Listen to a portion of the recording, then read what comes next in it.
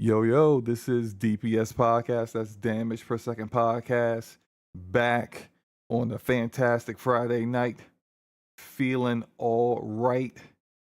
I am one of your hosts, SloMoBackSlap, here with Gaming Forte and Mr. Ramon Terrell, aka Trevor Burson, aka the Hallmark Actor of the Year. Forte is deafened in Discord, so he can't hear none of this. He can't hear me, go in on him for always saying he's going to play games with me, but he don't, and he never show up for nothing. And then he always got excuses for not playing games. Like he ain't gonna hear none of that. So we just gonna keep it moving. Ramon, how's it going, bro? How you been, man?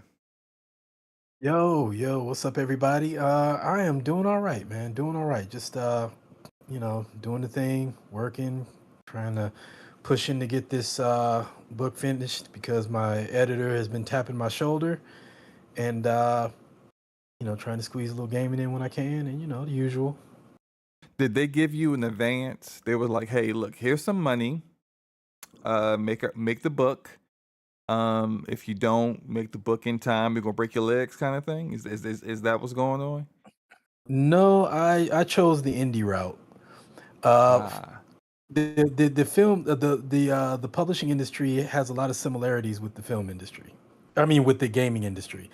So, mm, um, I don't have a publisher. I chose to do it myself because there's a lot of unreliability and a lot of crap that you deal with large publishers. And don't get me wrong, there's a lot of upside to it. When you get a publisher that really gets behind you, then you can really make some big leaps. But at the same time, getting a publisher to get behind you, if you're not like freaking Brandon Sanderson, like even mm. Brandon, I was talking to Brandon about Tor once, and Oh, this guy Brandon. here. Oh, I was talking to Oh, amazing oh, author, the best fantasy author in the world, Brandon Sanderson. Yeah. Anyway, yeah, I'm sorry. Go ahead. Go ahead. Continue with your humble brag. Continue. oh my God, it's not like I'm him, but no, he was just talking about some of the challenges that can come with traditional publishing and everything, and he even talks about it in some of his talks. He's like, I got kind of lucky, but the difference is maybe he did get a little lucky, but he capitalized on that luck by being one of the most prolific authors. Like, I mean, I don't even have to go into that because you already Right. know. But he talks sometimes too about there can be some challenges with traditional publishing, and if you look at the moves he's been making, like with his secret project, which Right. Right. during True. COVID, right? Yeah, like if you look at like the art in his books, like he had the art in his books done. If I remember correctly, he did that. He had all that done, and Mm. then he just negotiated his contract different because he has that kind of leverage. But you can see some self-publishing type of moves that he's making. I doubt he'll ever self-publish completely, primarily because I mean, he doesn't need to. But Yeah. there are things that he does that have self-publishing flavor to it. So I mean, but for somebody like myself, like I just chose not to deal with all that, so I just do it myself.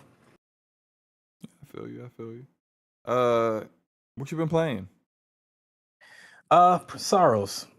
Um, I'm still playing Sorrows. I'm about, I don't know, 14 hours in, something like that, and 16 hours in, and the game is fantastic.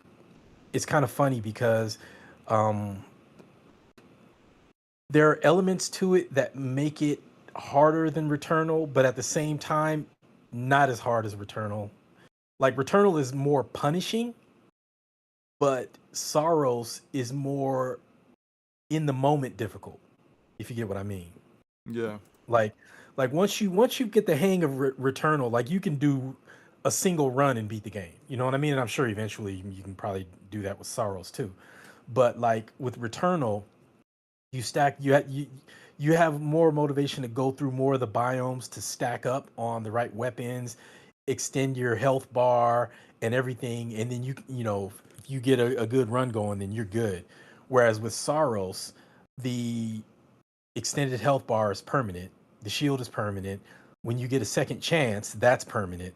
So it's like you don't necessarily have to run the other biomes to get stacked up for the current biome you're working on, because those, the only thing you have to really try and uh get favorable to yourself is the weapon, and the weapons are pretty available. And if I would say there's one weak point against it from Returnal is the weapons. The weapons, I mean, the weapons are decent. I think I told you, I got one weapon that is my go-to now. It's a crossbow. The crossbow, And yeah. yeah, that thing has homing projectiles. So you can stand around the corner and just shoot, and they'll arc right around the corner and seek out any nearby hostile. And then after that hostile is dealt is killed, any remaining projectiles will redirect to the next closest hostile. So that's my equivalent of a rock gland lobber. That's like my go-to. Yeah, But yeah. I've seen people say that they're not really feeling the weapons, but they did they're mention the okay. crossbow, the smart rifle, I think, and one other weapon. I Yeah. can't remember what the other one was that they thought were like the three best weapons. Probably one of them I is one of the hand cannons, probably. probably, yeah. There's a hand Um, cannon that has explosive rounds. I feel bad because this week has been kind of like rough with like work and family, and uh someone I knew passed away last Sunday. That was kind of shocking because it Oh, was, sorry to hear that. yeah, it's cool. Me, my wife, and a lot of my friends knew him, and so that was not exactly the way you want to start your week out. And work has been super hectic. So like me and gaming have not been the best. I've been basically playing games while I'm technically working super late at night, while waiting for things to happen. I've been doing like Call of Duty matches, but I haven't played Saros since I played it last Saturday. And when I did play, I did beat the first boss, but I told you that like you're further than I am at this point. I haven't played it since I beat that first boss. I beat him twice actually because I went back through biome 1 to biome 2. Um, Hit that but crossbow and then go back to that boss. You'll be laughing. Oh yeah, yeah. I mean, well, I mean, when I beat him the second time, I was kind of laughing. Like, yeah, I didn't think he was very difficult. After beating him, but that's typically kind of how it is with roguelites. It may Yeah. seem difficult in the beginning, but then as you get a few more runs in, you get to kind of like download the boss, understand. Get their Uh, number. yeah. Then after a while, it's just whatever. It's just okay, runs into this guy again. Like that's how I am in Hades. Bosses that um what got you pulling your hair out, later on you'll just be like, oh, like, and I do what I do appreciate in Hades at least, that these bosses would be like they know you've been whooping them, and they're frustrated about it, they're angry about it. They'll tell you this like, no, I ain't gonna let you get past me again. I'm just like, yeah, look, I'm Oh, I getting love past that you, about bro. Hades. Yeah, I love that about Hades. Hades is like fantastic. Like I don't want to compare it to Returnal because it's a very different. They're both roguelites, but they their goals are different. Hades Yeah. has I mean, Soros has a story, and I think from what I've played of it so far, I like the story better than Returnal's story. But that's not really what the real focus is, and it's not. Um, Mhm. I don't think it's going to be ever going to be really anything to write home about. But Hades, they really put a lot of time and thought into the story, the various different Greek characters and the mythos and everything. So, Yeah. um, yeah, I'm gonna try to like my this weekend's going to be busy because it's Mother's Day on Sunday. Shout out to all the mothers out there if any mamas listening. Happy Mother's Day to you. And then tomorrow is I finally got my office officially renovated. So I'm gonna start slowly transitioning a lot of my stuff, work and play, back into my office and out of the other area in my basement it's all taking up so much Nice. space over the past, I don't know, a few months or so. But um yeah, man, for me, I really haven't been playing much, unfortunately. It's been one of those weeks for me. I also need to finish Crimson Desert because I'm near the end on that, and I want to Oh my finish that and God. just kind of get rid of it so I can start Pragmata because I'm not starting Pragmata until I finish Crimson Desert. And then I bought Mixtape, even though I can't remember, and maybe Forte remembers. I was really talking bad about like one of those kind of narrative driven games because it was super boring. But like I thought like either I played a demo or I bought it and I was like, man, I wasted my money or something. But it couldn't have been Mixtape. I can't remember. But like everyone's talking up Mixtape. And I had a little bit of leftover store credit with Steam after buying the controller. And I said, you know what? All right, this game's on sale for like 18. I got like 25 bucks left. Let me go ahead and just buy it. So I bought it. I got that, and I got also bought Directive 8020, which comes out next week with Supermassive Games. So I don't know when I'm playing any of this stuff because I just don't seem to really have Bro, much time. But man, let me I'll get let to me it. let me tell you. Let me tell you. I'm in the same boat. I've played more than you of Sorrows, but I'm still like my gaming has been less than usual, and I've resigned myself to the fact that I will, in fact, be buying Forza Horizon 6. So, um, Crimson Desert, I'm only 82 hours in, and I've already just decided how this is going to work. Like, I play Crimson Desert for 10 or 20, maybe like 10 hours, and then play another game that I've been wanting to play, and then go back into Crimson Desert for another 10 or 20 hours, and then play something else that I've been wanting to play because I already know I'm not going to be finishing that game anytime soon. So it's just kind of my enduring game until I finally have had enough. Yeah, yeah, I think we all have like everyone has a game that they kind of like they just kind of play until they get tired and then they go play something else that's like more something that's going more temporary, like a more temporary kind of game that you're gonna beat, and then maybe your pace in beating the game is a little bit quicker, and then you move on to something else, and then but we all have these other games where we just kind of just they just hang out on our storage, and they're Yeah. always there, and you jump back in every now and then again. And like for me, Call of Duty is that.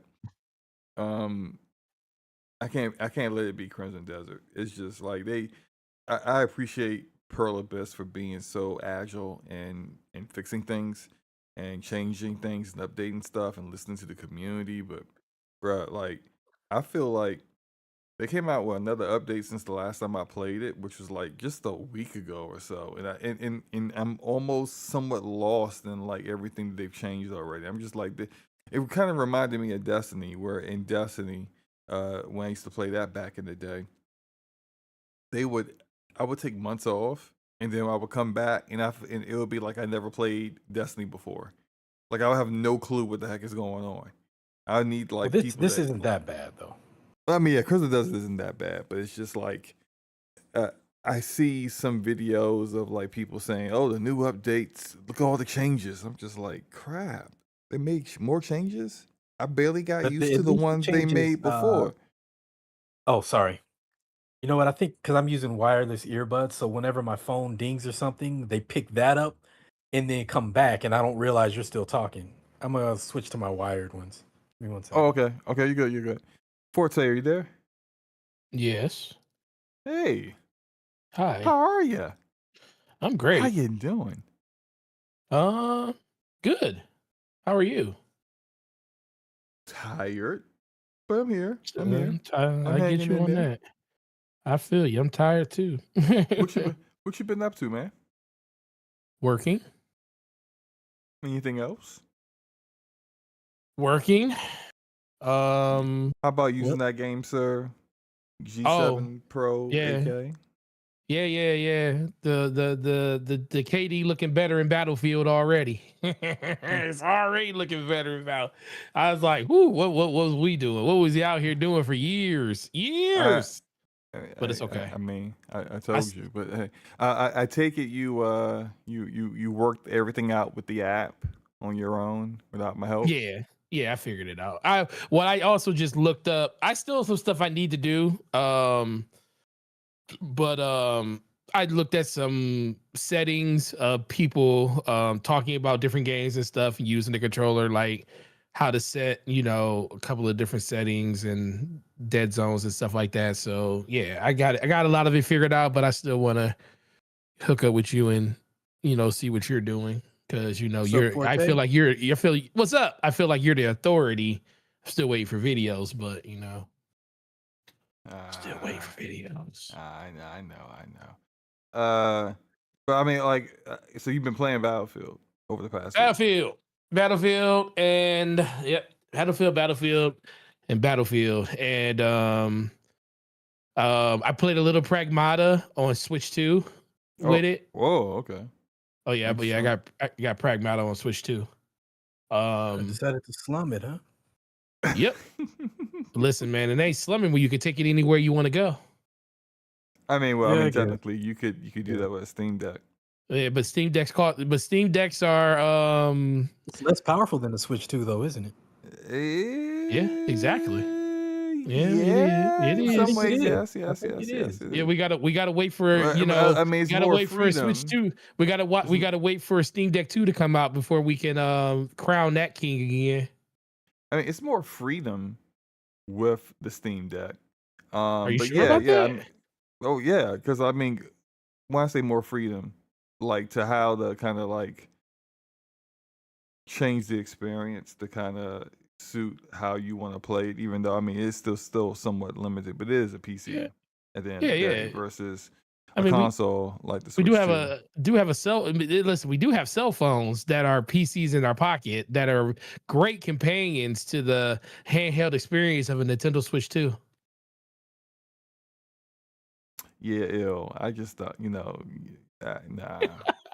I mean, look. I recognize that like the majority of gamers, technically gamers, within that the industry recognizes in all the different sub markets, most of it's still mobile, but ill.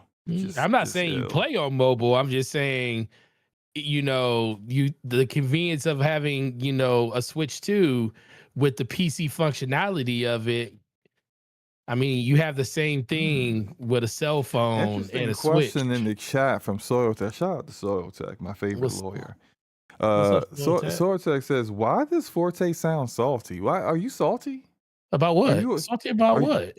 are you a little Mortons today? You a little About Mortons? what? Why? I Why don't would I know. be? I mean, Mm. I got a great controller playing on an amazing game that doesn't feel like Oh, I'm you just being mentioned cheated every something that I 10 can't wait minutes. to get into. A great controller playing on a great game that don't feel like I'm being cheated every time I turn a corner. Um, playing a really good game of Pragmata. I definitely got to buy it on PC though, because the stuff I'm seeing on the Switch 2, I'm sitting there like, man, what would this look like on my monitor? So I'm definitely gonna pick it up, especially since I can get it off Green Man for $40. So I think I'm gonna buy it. And the only other reason I did pick it up, because one of my associates was gonna trade theirs in because they beat it.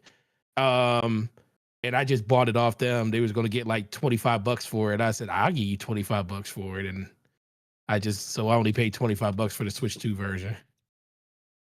So I'm playing that. So, but yeah, I definitely need to buy the PC version, because there is some things that I'm seeing and I'm like, when I'm at home, I kind of want to play on my monitor. But outside of that, no, that's kind of been it. And I worked 100. See, the thing is, what did I work last week? I think my last week was like 64 hours. I was brother. I told SloMo I did an inventory in the morning, and by the time I got home, I crashed out, and it was like 7 o'clock at night. I was like, "What happened?" Your body tells you when it's time to. Your body tells you when it's time to time to stop. Yeah, And man. Like I told you the other night. What was it? Wednesday night. I told you I was like, cause of like everything going on, personal and with work. Like I went to sleep at like 8 p.m. That yeah, is that's crazy. unheard of for me to Yeah, go that to is sleep that crazy. early. Like I was What? out. It Well, it wasn't even by also choice. It was well, it, definitely well, it also Normally my when I go body to was sleep, like, well, it also didn't help because I get up at 5:30, 6 o'clock in the morning, anyways, because my daughter has to be at the bus at 6:30. And so I was already up, and then my DM switched all our inventories to morning inventories. So I literally dropped her off at the bus, had to drive an hour and a half to the inventory that I had to go to, finished that around 11 a.m., drove home, about to fall asleep in the car as I'm driving. So I had to stop at the mall on the that's way not home to good. wake up. I was like, I'm stopping at the mall so I can like do something. And then walked around there for like a half an hour, spent some money, and then came home from there, then laid down for like another 6 hours. Like I didn't wake up till 7 o'clock. But all of this all happened because I was like, normally I'm like, oh, I'm good. But I went to go the night before, knowing I had to get up at 5 o'clock in the morning to go to an inventory. My daughter wanted to go see Michael Jackson. I already had seen it one time, but she hadn't seen it because she was in band practice the day we went to go see it, and she couldn't get out of it. So I told her, I was like, well, I'll take you, whenever you want to go. And she wanted to go on Thursday night. And of course, since she didn't get out of practice until 8, we had to go to a 10:15 showing in the movie. And Oh you know no, how movies are. It says 10:15, but it doesn't start till 10:30 because you gotta watch the all previews. the all the previews. It's 15, previews, and all the yep. 15 minutes of preview. So by the time that movie was over, it was 12:41 in the morning, and I walked in my house at 1:15, knowing I had to Nah. get up and Look, drive the next day. Oh, It was man. look. it This was is gonna sound bad. It very, was very old bad. man energy. Yeah, I'm not going to see a movie after like 7 p.m. bro. I'm not. You want to I'm hear not doing something it. more old man than that? I don't go see a movie afternoon. Well, You only there's do two matinees? steps. You do the matinees? Dude, Is it I only matinee do man? matinees. There's one reason why I only do matinees, because Other I than the like price? that I don't have a no. I like that I don't have a criminal record. Because if I And pay you my want money and you want to to keep go see a movie, your record clean. dude, if I go pay money to see a movie and some jackass sitting around me wants to have a conversation or bust out their phone, I'm just not sure what I'm gonna do. So I figure the safest thing is when there are fewer people in the theater as possible, because then I can ensure that, my wife and I will have a good experience and she's not bailing me out. I definitely understand that.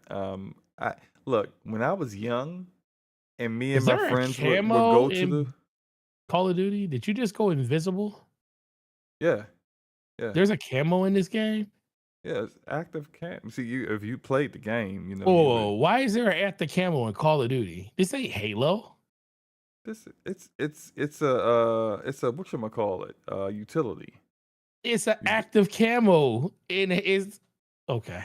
you can't turn it on just at any time willy nilly.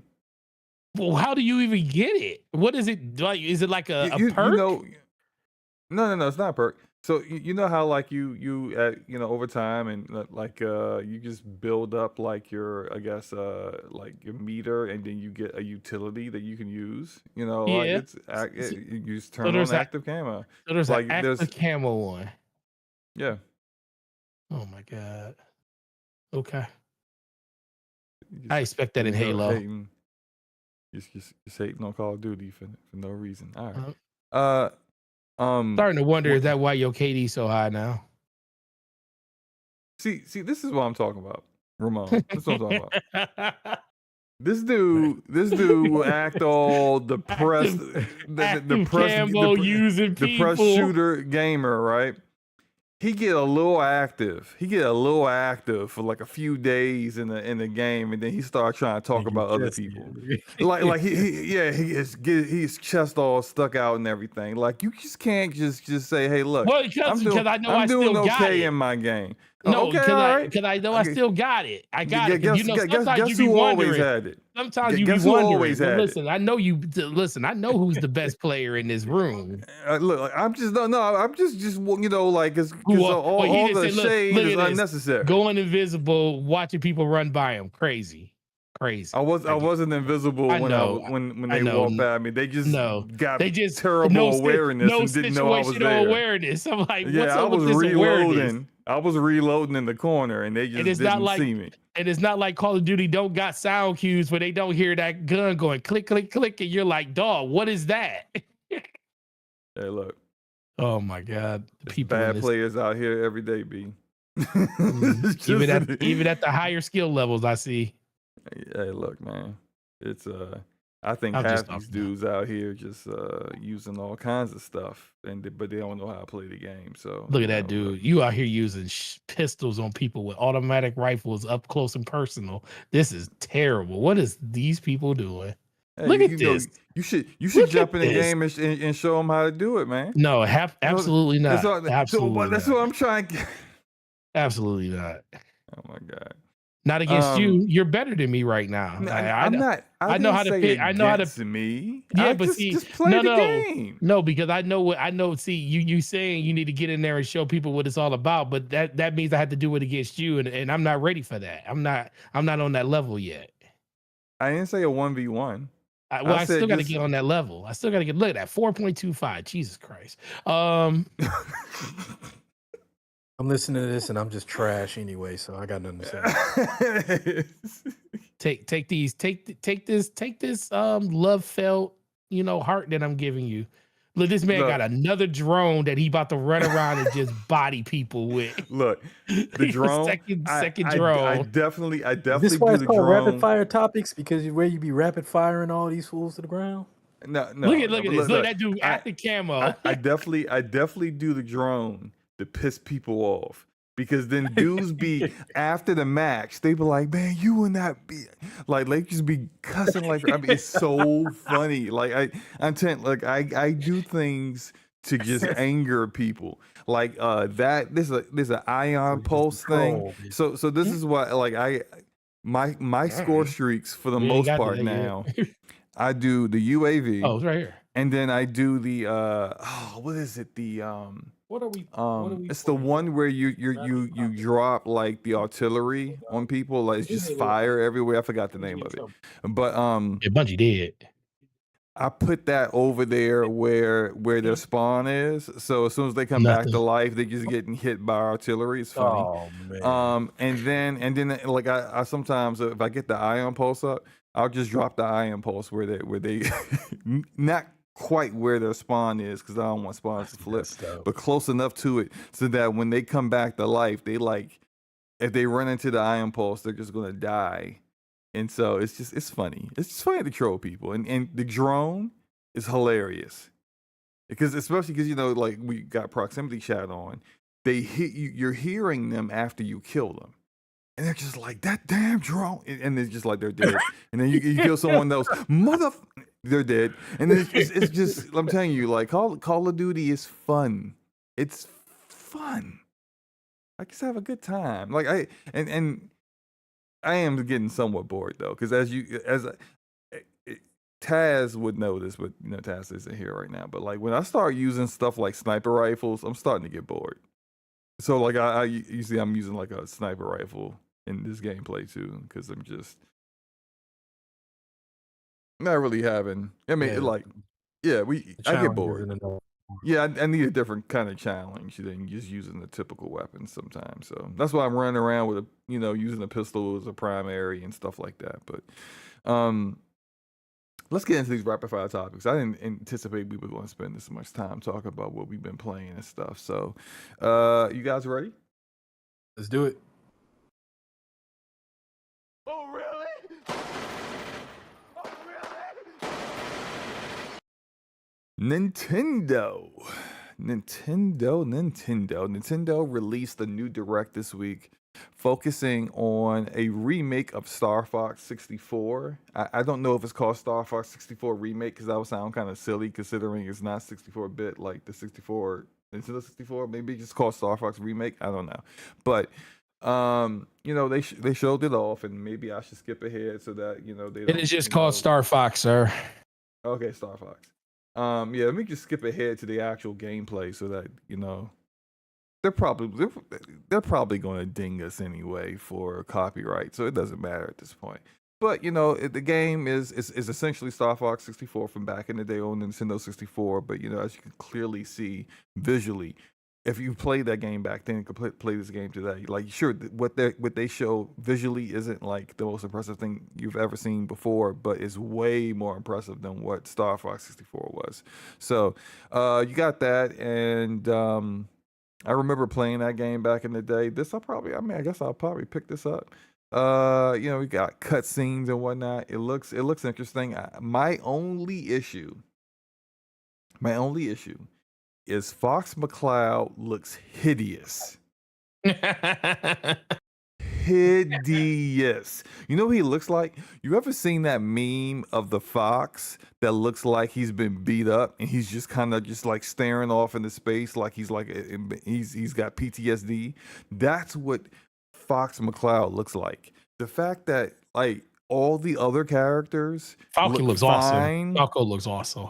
but the main guy looks terrible. What the heck were they thinking? The whole time I was watching it, I just kept staring at him like, why does he look so bad? I don't like everyone else looks great. Peppy looks great. Like you said, Falco looks great. I think the ships look cool, but it's just freaking Fox McCloud looks like animatronics. Like, it's just like, what the heck is going on here? Well, first of all, he has no neck. None whatsoever. Neck. He said, first of all, he has no neck. Zero neck. Where'd it go? Like, They need to put McCloud on a diet. He needs to be on it. Like, we need to get him to lose all that fat around his neck. Because well, no, they need to get his thyroid checked probably. It just looks. I get and sure, I'm going a little too far in on this. But look, Yeah, the you most are. of it It's looks kinda impressive. And am I going to get this? Pretty rare for me outside of just like only caring about Fire Emblem. I'm probably going to pick this up. You should. But Looks cool. But I just can't. This is one of those times I wish it was on PC so I could mod him, like and make him look better. Yeah. Because this is the kind of thing that PC Yeah. gamers would do.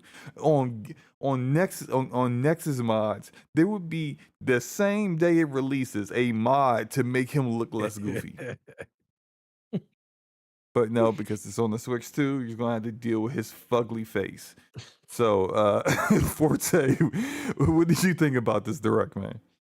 The record was cool. I was more excited for the fact that they showed this and it brings more credence to us probably getting the Ocarina of Time remake. That's all I care about. I just need to see that. So when I saw this, I was like, you know what? I saw this and I was like, you know what? The insiders might be right. They might be right. We might be because this was a rumor.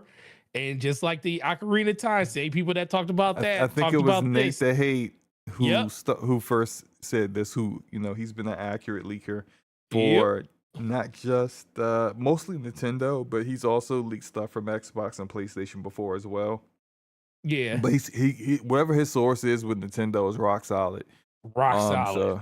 So yeah. when I saw this, I was like, Nate, I love you. And this means we might be getting that Ocarina of Time remake. So I was more excited for what could happen than what I saw at the direct. But after seeing the Star Fox, I was like, yeah, I definitely, I played all of them. So this is not, it would have took it would have took something incredibly bad for them to show for me not to not play this one. So I'm definitely going to be jumping in on day one. I already pre-ordered it. We got quite a bit of pre-orders on this too. Like a lot of people were calling up to the store after the direct to see when the pre-orders went live, and they actually went live pretty much right after the direct was over. So we got quite a bit of pre-orders on this game already. But yeah, I said the same thing when I was like, what's wrong with his face? And I was like, it's like he got a little turtleneck on. It's like the turtleneck feels like it's not tight enough, so it's not making this give him, like you said, he doesn't have a neck, or the turtleneck is covering up the neck. It is like, but his head looks bigger than it needs to be. Yeah. No, he just has a turtle neck. He does, I just- yeah, There you he's go. a turtleneck.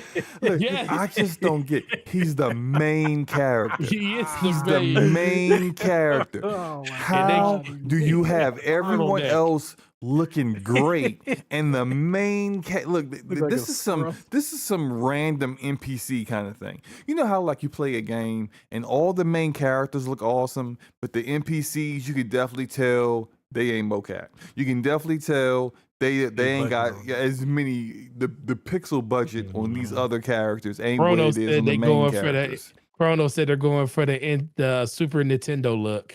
I'm So, like, they should I have mean, left for that. him- They should have left that in the 90s. Yeah, That I mean, was so what? great. He's got the Super Nintendo look, but everyone else got the Switch 2 look. I'm just like, I don't get it. What's going on here? I mean, it's bad. Like, Yeah. look, this is. I'm hoping enough people complain about this. Well, this that, game like, comes out it's kinda very like a- soon. But can Right, they fix but it no, though? no. Because it's about to I come mean, out. I mean, not This in game time comes out in less than a before month. it comes out. Look, it's not gonna get fixed by now. But maybe like a post-launch patch to make him look less goofy. That'd be No, nice. man, I think it's over, bro. Because I think the only people that's really caring about what you talking about are the people that care about graphics and fidelity. I think everybody else just says, "Fox McCloud, let's go." That's what I think. Even Mighty Keith went in on it. Oh well, Mighty. But this. Come on now, Mighty Keith goes. If you give him a reason to go in on something, he gonna go in on it. He Yeah, looks but he for went reasons right to go in in. on Star Fox on Yeah, on 'cause Fox it- McCloud though, just like everybody else Yeah, did. because it's crazy how they did him. I'll sit there like, what's really going on here? They set that fox up, yo. He That's looks, like and you know what doesn't help? He was Like- just in the Super Mario Galaxy movie, and that movie is beautiful looking. And then you see him looking cool in there, and then you see this version of him, and I can see a lot of people, especially like even younger generations, who've like weren't even alive when these games were coming out, seeing Fox and Super Mario Galaxy, and like, oh, that character's cool. Oh, there's a game for it coming out, and then they're seeing the game, and they're like, oh. Start crying. I just looked. I mean, it's like I just look at it, and I was sitting there like, I was like, as I was looking at it, I was like, why is his head so big? And then I was like, dog, didn't y'all see blueprints? They showed y'all in movies. Like, I understand it's a raccoon, but Rocket Raccoon, like, can you make his Oh, head yeah. look a little Oh, bit yeah. normal? Chrono in the chat, thank you. That VTuber mode had me in tears. Yeah, Dude, I was yeah. Literal I was on the tears. floor when I It saw did. The way, matter of fact, let me find it. Because I was cracking up looking at that. Like the time he did way his their face, he heads laughed. moved and everything, and the way like the guy with Nintendo was like blowing kisses at the screen and winking, and so I was just like, yo, I'm dead. Like when they Look at showed General Pepper looking like when looking like a greyhound. when they showed all the VTubers in their little boxes as the cast, and they were like showing their heads just jerking left and right and moving, and as they were talking, it just looked hilarious to me. I understand where they were going with it, and it is a great idea. It is, like that you got a camera accessory. Here's something that may get people enticed to go get it and then play around with that. And now like, hey, I'm not just me. I'm ugly Fox McCloud, or I'm not just me, I'm Peppy, you know, whoever, Falco. And I get it, but it's just the implementation of it is just not there. I'm trying to find where it was, and maybe I've gone too far because this is like the trailer for the game. I think it's towards the end. Oh, there it is. There it is.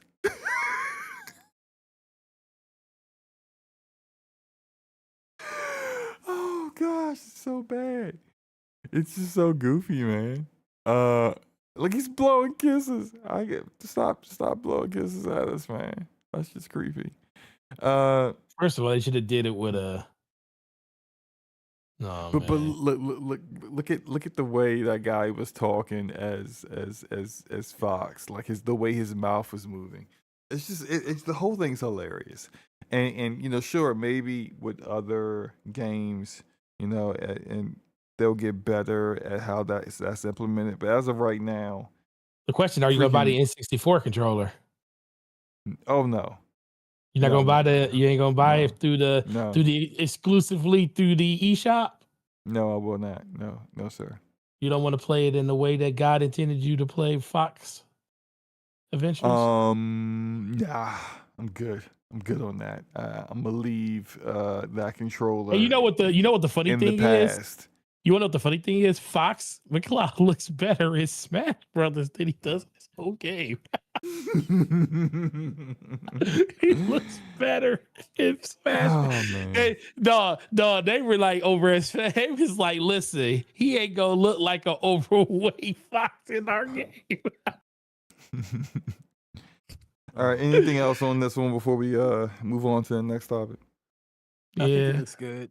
I think it looks good. I remember thinking like, what's going on with Fox? Did he always look like that? Because I've never played any of the games. Oh And then, no, like, look at him man. now, no neck, dude. Like it just looked crazy. So No, I dude, remember, they tried to give him the Top Gun look, man. He had the glass. yeah, You that's see, he had the exactly what they were going aviators on. for. You They can were trying to tell go the with the. aviators They and the got the jacket. aviators and the jacket. Yeah, I I was know what like, they were going oh, for. Maverick, he is he was trying Maverick. to. Yeah, He's trying to that's be what they were. You Maverick. can tell what they were going for, the vibe they were going for. But the thing is what does a fox look like? They're They sleek. went for They're Maverick. slim. They got Sadrick. They got Sadrick. Oh, they got Cedric.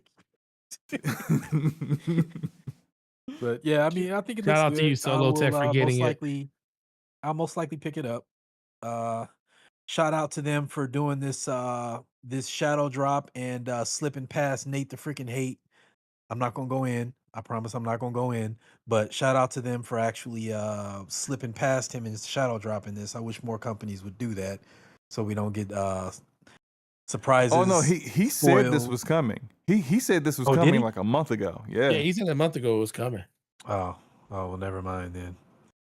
Yeah, I always but- like and it that when was they're in able to. and that was in the midst of them seeding of fake rumors of fake things that weren't coming to try to like weed out which of their Yeah. employees was leaking things to people like Nick the Hate, and they I don't think they got him. I don't think they got his that's source. too in there, bad. but Hopefully yeah, they find him.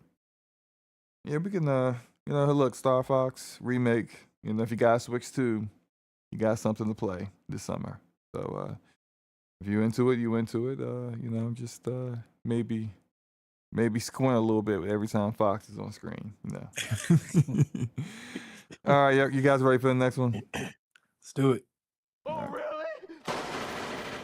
Oh, really? So Xbox has made some changes in leadership recently. Some pretty significant changes, I would say, from a lot of different people. Um, a lot of this is mostly about people who worked under former Xbox president Sarah Bond leaving, but a lot of those people seem to have been replaced by new Xbox CEO Asha Sharma's team from Core AI, which is where you know the department that she was working in before she took over as the CEO of Xbox, and that seemed to get a lot of people talking. You know, woe is us. You know, the world's ending. They're going to focus on just AI. And then, she came out and announced that they were making additional changes, not with people, not with personnel, but with, the content, the features, the platform, and that they were going to retire some features that didn't align with where they are currently headed. And because of that, they are removing Copilot on mobile and stopping development of Copilot on the Xbox console. So this kind of flies in the face of the whole push for AI in gaming that people think may be occurring now. Forgive me for being somewhat cynical here, but I do think that was kind of planned. Like it was kind of, hey, we know people are going to think that we're just going all in on AI. So how about, I mean, we was already going to get rid of this crap anyway, but how about we just don't do, we just announce that we're not doing Copilot on Xbox anymore, so that people just don't think that, oh, you're just here to implement Microsoft's failed AI stuff in gaming. Maybe just maybe a little cynical view of things, but definitely something that it wouldn't surprise me if that was actually the case. Uh, Either way, Ramon, what are your thoughts on these changes? And to be completely clear, a lot of the roles for core AI that have been filled is mostly along the lines of like technology, like those kind of positions, not necessarily things like producing and marketing and stuff like that. So yeah. If Copilot was an overwhelming success, this move wouldn't have been made. That's my belief, I should say. Copilot is tanking and crashing and burning.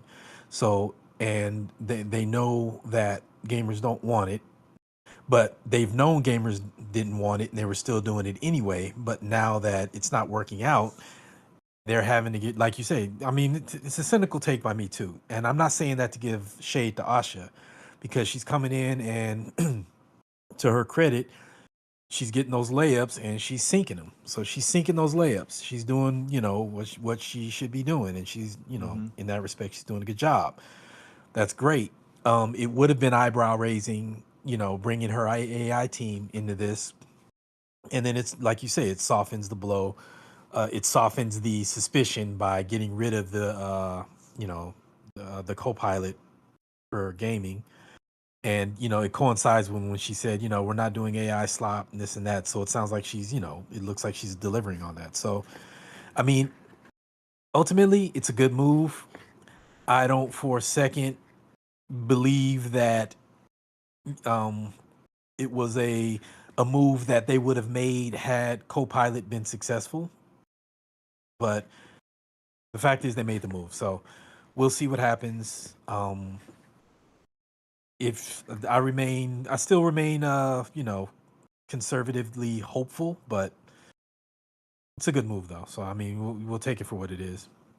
Yeah, yeah. Look, like, and that's another thing. I don't want to pass judgment on these people just because they came from core AI.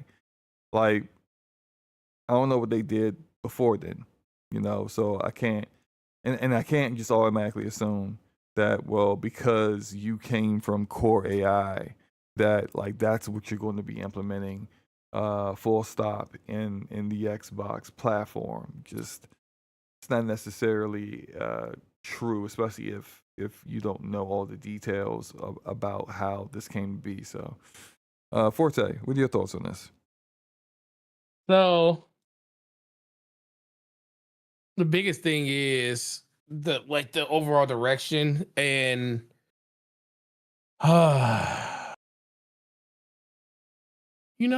do I even really, I think the biggest thing is I don't even really care at this point, because I'm still waiting to see how everything turns out. It's like, when it comes to what AI, everything is kind of changing. You have a lot of different, you know, jobs are changing. The overall ability for tasks to be completed. A lot of that stuff is just all being filtered over to that now.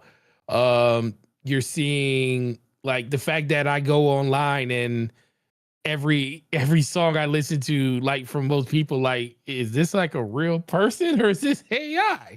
It's like our entertainment is all based off of that now. At some point it's just going to be indistinguishable from day-to-day life, and unless you are literally in it and talking about it and stuff, it's going to be something that a lot of people just won't even notice, and that's kind of the point. So with the generation that we're growing up in, where it's going to be super prevalent, in everything that they do. I mean, it all makes sense in the direction, and like Ramon said, that's just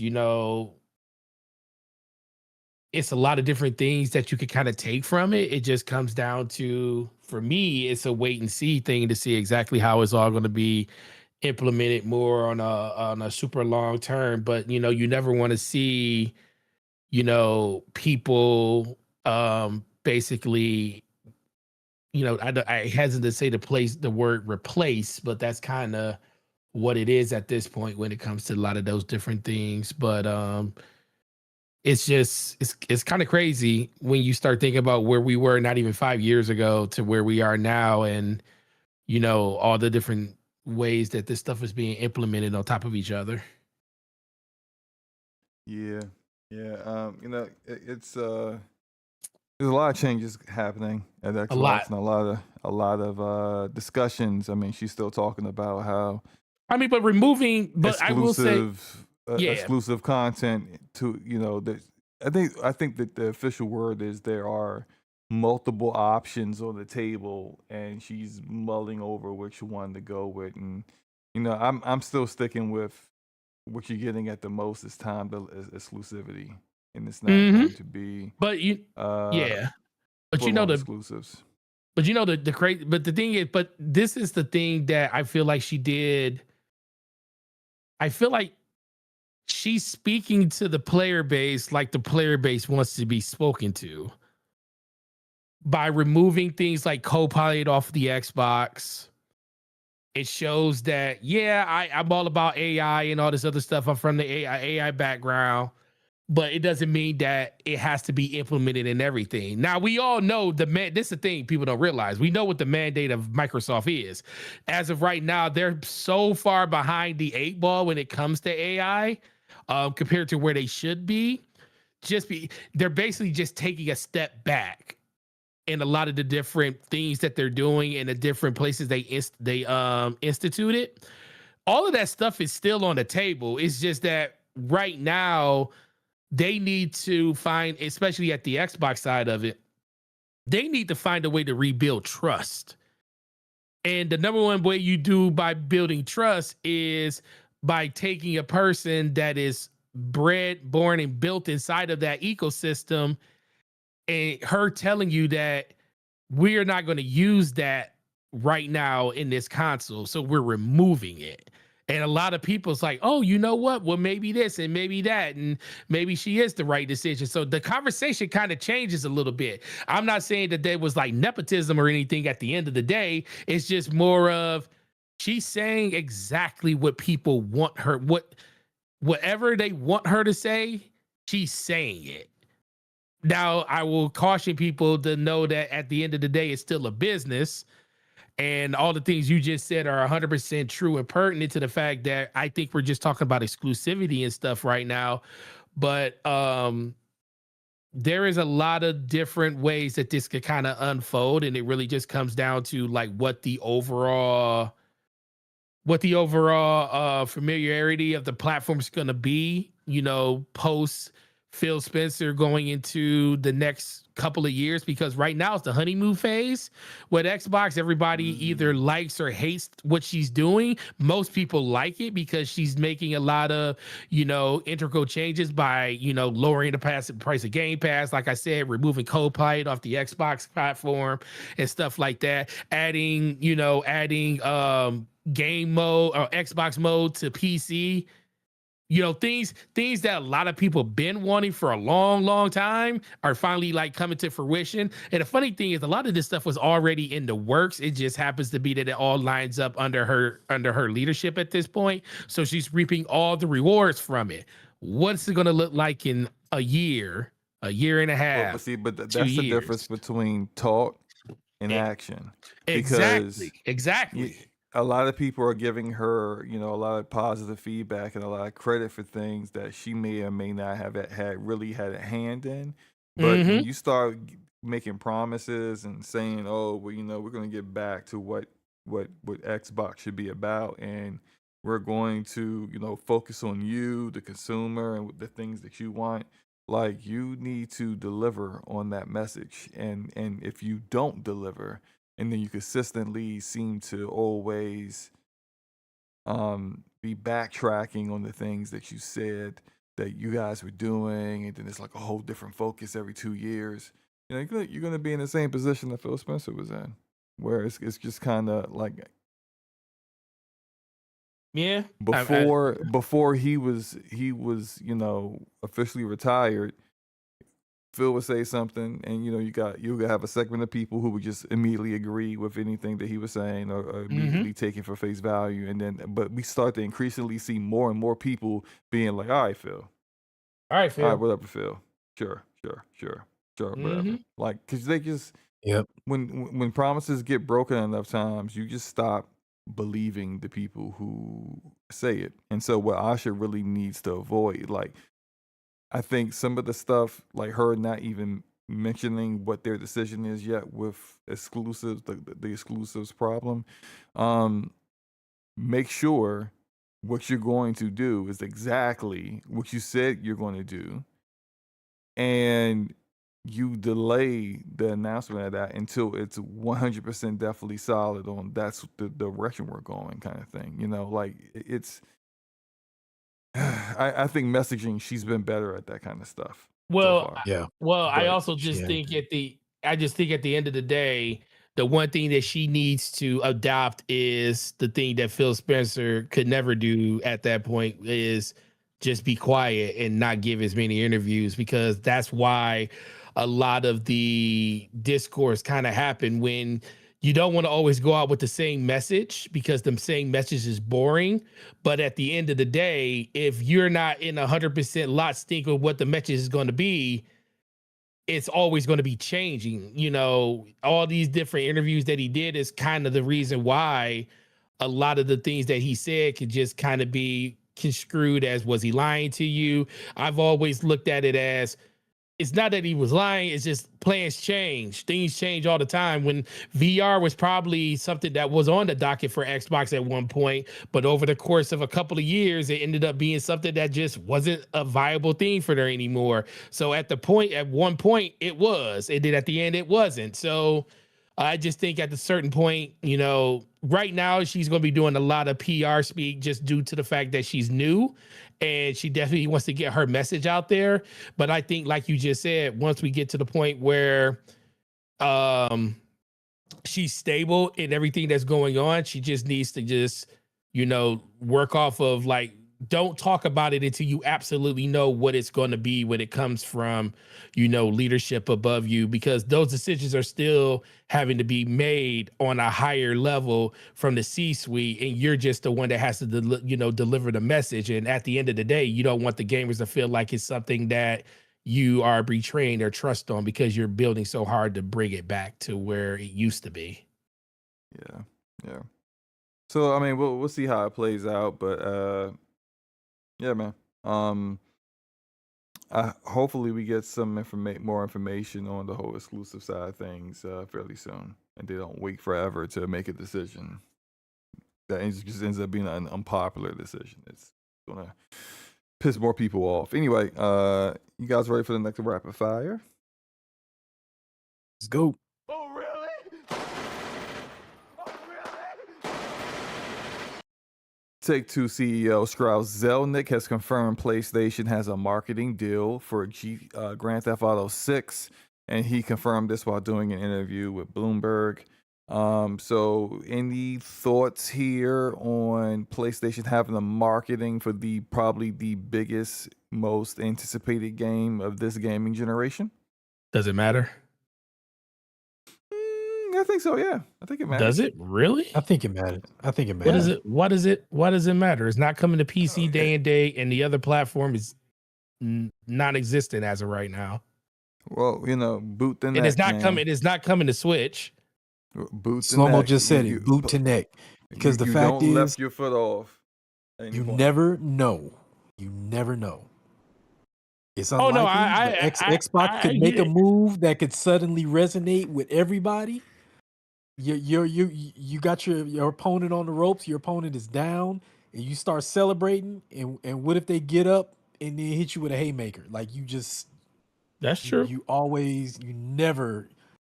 never take your foot off the gas. So no, I think it's they have secured that marketing, and it's going to be just like how it was with Hogwarts Legacy, where all the commercials, all the billboards, all the whatever marketing, whether it be commercials at the end of football game, not in the football, but in between the commercial break of football games, basketball games, whatever, you get a YouTube ad and it's GTA 6. At the end of it, it's going to be PlayStation. They're going to say PlayStation. They're not going to show the Xbox logo. And that's important because they're just although all of us here in the chat are very well-informed gamers, that we know this is a multi-platform game that's going to be on everything except for last-gen consoles and eventually going to come to PC. We know how this works. We know how marketing deals work. But the real super casual gamer that just plays Madden, FIFA, Call of Duty, and Fortnite, that player doesn't understand that just because you don't see Xbox at the end doesn't mean that Xbox isn't getting the game. But that's part of the reason why they pay that money. They pay that's part of the reason why they enter into these kind of deals, because it's not just on the side of PlayStation. The benefit is it appears like for the common person that Xbox doesn't have the game. But on the other side of it, for that developer, they're getting a ton of free, like not free marketings, but a ton of marketing. Like you turn on your PlayStation and you get ads, looking at you in the face, or you go into the PlayStation store and the very first thing you're gonna see is Grand Theft Auto 6. Like that's page one newspaper kind of stuff. I'm really aging myself by saying this. Like it's not at the back of the newspaper with the job and listings and whatnot. Sandwiched in between that and the obituary is your ad. This is first page as soon as you open the newspaper kind of stuff. And so like that's going to go a long way to making sure that everyone knows when this game's coming out. And even though a lot of people already kind of know, because of course it's going to blow up, but it's just it is what it is, man. And so I think it was pretty much a foregone conclusion as far as I'm concerned that PlayStation would have the marketing. I guess, especially considering prior to new leadership in place, the stance it seemed to be with the old leadership is that they didn't want to spend the kind of money to make those things work. So it's what it is. Anything else anybody wanted to say about this? We can just move on to the next one. It is. Let's move on. I knew they had that ever since they showed GTA 5 at the launch of PS5. I was like, they got a marketing deal. Oh, really? It's a good oh really. It's a good oh really, as you said that. Activision has squashed the rumor that the new Call of Duty, rumored to be Modern Warfare 4, is coming to PlayStation 4 and Xbox One. In a tweet, they said, "Hey, we heard There was some talk about this. It ain't happening. It's not coming to PS4.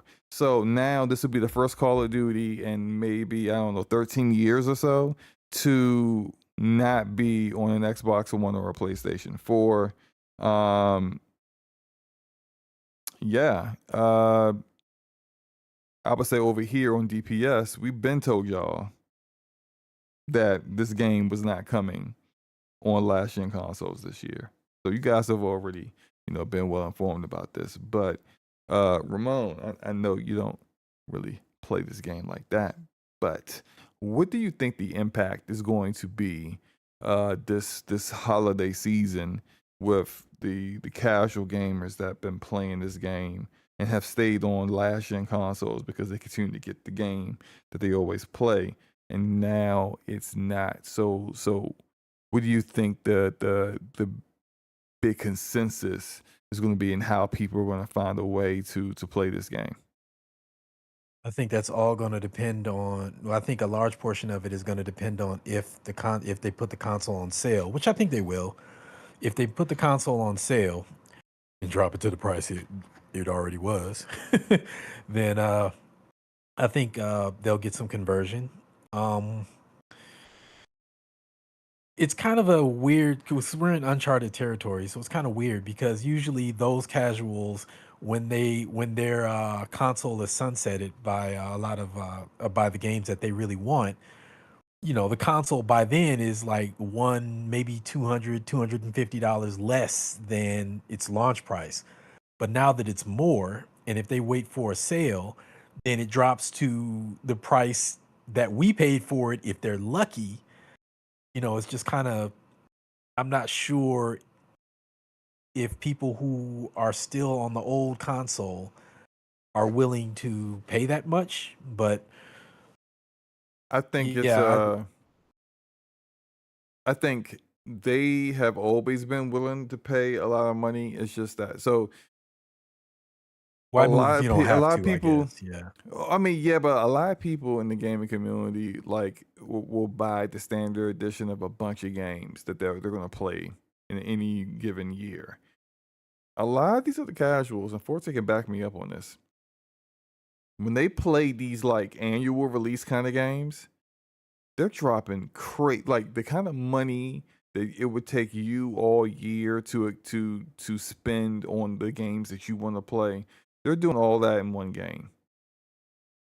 Oh man, yeah, that's true. Yeah, the double So way so ups and they're getting the most expensive edition of 2K, and then they're going to buy 2K, and then they're going to get like an additional currency so they can build up their character and not get dogged in the playground in the game. This happens all the time. Call of Duty, they get Call of Duty, then they get Black Sale with it. It's like an additional $30. They buy the most popular version of it, that kind of thing. So it's just these people spend money, but the problem is that with these prices going up the way they are, I don't quite know like what the threshold is for some of these people to say, yeah, that's just ain't worth it to me. I guess I'm just not gonna be playing these games no more because I'm not spending north of $600 on a console, that kind of thing. especially when it goes on sale, it's back to the launch price that we paid. Right. Forte, what do you know what? Let me say something else. Go ahead. Are you gonna play Modern Warfare 4, Forte? More than likely, yeah, because I like Modern Warfare. Okay, cool. All right, I'm gonna hold you to that. I mean, I play all of them, so to varying degrees. Like you've barely played this most recent one, but anyway. well, yeah, that's true because I played more. What was the last one? 6, Black Ops 6. Black Ops 6. I played more 6 than 7. And so, what's your question? Do you think this is gonna push hardware? No. I think I know why you're saying no. But go ahead and explain. Wait. Why do you think I'm saying no? Well, that has I'll a be lot to honest. do. I'll be honest with you. It has Go a ahead. lot to do with our final topic. Oh. So yeah. I will remind everyone It's definitely you about on to something. yeah, I will remind everyone that like You definitely on to something. matter of fact, I'll say it like this: if you are the kind of gamer, and most look, I understand our audience. We hardcore gamers here, so we're not the kind of gamer that's just like, I play is, I'm a ball and gun gamer. I just do Mhm. Call of Duty and I just do Madden, or Ball and 2K. gun gamer. like I like that. we ain't ball and gun gamers here. But if a ball and gun gamer runs across this podcast, I implore you to do not wait till later this year to upgrade off that PS4 or Xbox One. Do it now. But we've been telling them that though, and then a lot of them have been listening. Now look what happened. We've been Yep, saying it that was. since the No, first no, no, price increase. I'm telling you, look, what's going to happen come November when GTA 6 comes out. Oh, that's It's going right. to be GTA 6. it's going to be one digital PS5 in a Target somewhere, and it's going to be Mhm. like 6 people fighting over it, like it's the Hunger Games. They'll be Because fighting to spend $600 Facts. yeah, Fighting to pay more than launch more price. than regular launch prices. because look, we'll get into it later, but it's going to get pretty bad coming later this year. That's why I still have my PlayStation. Let's get into this final topic real Oh, quick. really?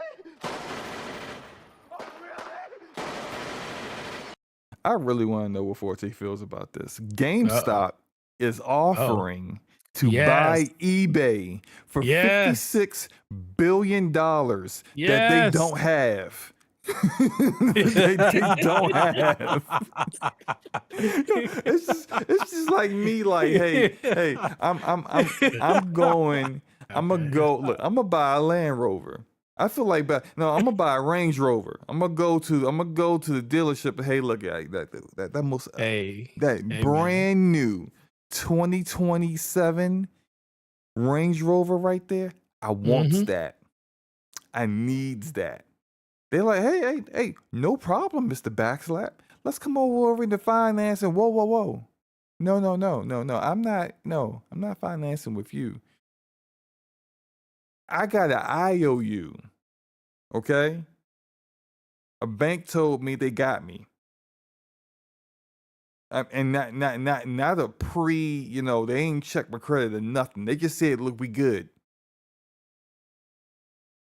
I think they're probably looking at me like, I don't think this is going. We definitely not doing that. You ain't driving off the lot with this Range Rover with a hey, look, man, my word is my bond kind of thing. It's just not going to work. But apparently, your CEO out here doing interviews and can't explain how they securing have cash, have stock. can't explain how they securing the money. Only thing he said was have cash, have stock. They got a commitment letter from TD Bank to provide around $20 billion. Ain't no around 20 billion. It is 20 billion. It ain't around 20 billion. It is 20 billion. More than you. Listen, man, hostile takeover. 56. So where's the rest of the money coming from? So so the evaluation of eBay is around $42 billion. GameStop is willing to pay a premium of $125 per share, which brings the overall evaluation of the company up to $56 billion if they acquire them. Listen, I thought this was a joke when I first heard it. I thought it was a joke. I thought it was a joke when I heard it the day before, and then all of a sudden there was an offer letter when I woke up at 8 o'clock in the morning the next day, and I was like, yo, this is real. So people don't know. Wild. So it is wild. It is kind of crazy. I mean, but in my opinion, it is and not speaking for GameStop because I don't live in those boardrooms, so I don't know what the heck they're talking about there. But GameStop does have a surplus they of cash. Ain't talking at all in those boardrooms. Most people they got a little hill of cocaine and they Oh just my dunking their God. head in it and just Listen, moving their head all listen, around. listen. The Because company. that's the kind of like energy that I'm Backstroking, getting off of swimming in it. the stuff like this. Because I'm just Listen, like, yeah, go ahead. it's wild. But no, I think okay. So GameStop as a company, $12 billion is what that's what they're worth. On top of $9 billion in liquid cash that we have on hand. Like most people don't realize GameStop got more money. They actually have more money, or almost as much money as eBay has total in cash. Like I think eBay has like $14 billion in liquid assets and cash that they can spend, where GameStop has $9 billion. Now, you know, the evaluations are a little different just because, you know, GameStop is only worth, like you said, $12 billion. So there's a lot of different things going on here. I have to say this. Go ahead. Shout out to how do you say this? Sotnist in the chat says they will give eBay $3.50 in store credit. Oh yeah, that one has been used. That one has been used a lot. Like, you know, GameStop, you pack of gum and 25 cents per game. You know, we'll sell you we'll buy each of your stocks for the price of 25 cents each in trade credit. So the way that I read it is, you know, like the whole half cash, half stock thing, you know, $125 per share. GameStop puts up its $12 billion company, plus the $9 billion in liquid cash they have, which brings it to 21. They got the $20 billion that they have already secured from TD Bank of America. That will bring them up to 41. And then the other, and the thing is, people, I think it's just the fact that Ryan just didn't want to explain it. I keep hearing that he doesn't like CNBC. CNBC. Yeah, Then I why heard he go? doesn't. Then why go do the interview? Well, I don't know, but that's what I hear. I don't know if he just doesn't like those people. Guys. I'm gonna go do the interview. But I mean, it's more eyes on the company. I don't know. I know nothing about it. All I know is, but I just know that at the end of the day, it looks like they're looking at liquidity from eBay. Like if this deal goes through, once the companies merge together, then they just use the remaining profits of the company over the course of owning it to pay down the rest of the loan. Pretty much just like how Activision Blizzard with Microsoft is now. So like they're paying themselves back for what they bought. So I had a vision. Okay. Yeah. And I need you to bear with me. If this actually goes through. If this actually goes through. And with our government, it probably will. You know, Lord. Just because they don't care about nothing. Yeah. So this goes through, right? Uh-huh. You remember the movie 40-Year-Old Virgin? I do. Shout out to Cano. Who? Oh, Yano. did I say Cano? I said Cano. Who is Steve who Carroll. is Shout out to Steve Carroll. That's also not his name. What is his name? Carell? Carell. Steve Carell. Jesus Christ, I'm tired. Carroll. Yeah, Carroll. Steve Carell. Yes. Shout out to Steve Carell. Continue. Shout out to Sandy Canal. just like shout out to Sandy Canal. Oh my God. Okay, look. So shout out to Mel Canaroo. Sean Connery. Wish you were still here. Okay, so look. You remember the name of the store that his love interest had in the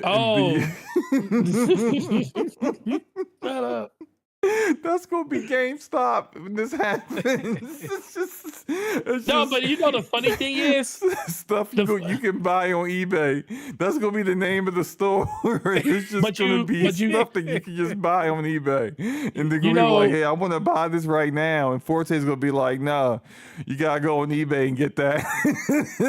Oh man! But you know the funny thing is, but I'll ring you up here. But you know the funny thing about the funny thing about the whole thing is it's laughable. People laugh at it. A lot of people say it doesn't make sense from an eBay standpoint, but it makes a heck of a lot of sense from a GameStop standpoint. Not but it actually helps eBay to an extent too, because I can kind of see the vision. I'm not saying this just because I'm a GameStop associate or anything like that, but I can see a situation, because especially with me, because we know GameStop is really pivoting into, you know, trading cards. You know, they already have the huge partnership with PSA for grading cards and collectibles and stuff like that. That's every store, I think, at this point is a PSA submission hub, so they can send grade and do stuff with cards. All GameStops are retro stores now. They finally rolled that out across the whole company. And the biggest thing that eBay is big in are those two things, you know, retro video games, stuff like that, and also collectibles, antiques and stuff, and trading cards. And they have a huge partnership with PSA. Nat Turner is on the board of GameStop, which is the CEO of PSA. They also have back-end integration on eBay to like buy, sell, and trade, you know, collectibles and cards and stuff on there. So it makes sense from a GameStop point. And then in a couple of other interviews, because I know a lot of people didn't watch all of them because they were so kind of like you said, they listened to the CNBC one. It was like, who is this dude and why is he a CEO? And when it comes to GameStop and you know, that you can believe whatever you want to believe, but when it comes down to like what they're thinking, you know, think of a place where instead of having to, like, if you buy something off eBay and you sell something on eBay, instead of, you know, taking it and shipping it out to the person individually and having to deal with the fact that, oh, a person can scam me, say they didn't get the product, say the item wasn't the right thing or anything like that, or it was a fraudulent transaction. Now you have 1,600 stores that are considered, you know, drop-off points that can literally authenticate anything that you ship. So instead of shipping it yourself, you would actually you would actually bring the item to a store, and then the store associates would verify the transaction, verify what you're shipping, or verify what you're receiving, and then you hand it off to them, and then they are the ones that would ship it out. And then it would be from there, it would go, that would be basically the, you know, the authorization center and stuff when it comes to anything. So that's 1,600 stores across the whole company that can do that across the whole country. And then the same thing happens like right now, if you sell a PSA card, like a PSA 10, say you sell a $2,000 card on eBay. Matter of fact, one of my associates sold a raw card on eBay. It was going for $1,100. He had to, when he sold it for $1,100. He had to send it to eBay so they can authenticate the purchase. So that means he has to ship it to them. It goes to authenticate at eBay. And then once eBay authenticates that the card is real, the person gets paid out for the card, and then they ship it directly to the person who actually purchased it. You're adding like an extra week to 2 weeks worth of shipping time from a person selling it to a person receiving it. Now you can do that same transaction. If this goes through, you can take it to your nearest GameStop if the integration is there, and you can be able to like drop that off, get it authenticated right then and there. And then guess what? Within 24 hours, you got paid. Or within 24 hours, you know your card is on the way, or whatever item you bought is on its way because it's already went through certification at one of the hubs to do it. So there's a lot of benefits. That's a pretty good idea. There's a lot of reasons it I works. really like that a lot. Yeah, it's a lot of That would reasons be why a it lot works. less headaches for sellers. Because that's the thing about eBay. Because everybody, like, when you buy something on eBay, am I getting scammed? That's the number one thing people worry about. Or when and you how sell is something on eBay, am I getting scammed? Oh, Because yeah, somebody's yeah, like, right. oh, I got it broken. I got it broken. Yeah, it came to my house broken. So now with those authentication centers, they would verify everything you do. And then instead of you having to ship it, you just bring the item, you know, to the store. And then the store verifies it and they ship it. And this is another thing that I think they could do. And like I said, this is all stuff that I'm just thinking like how it would work.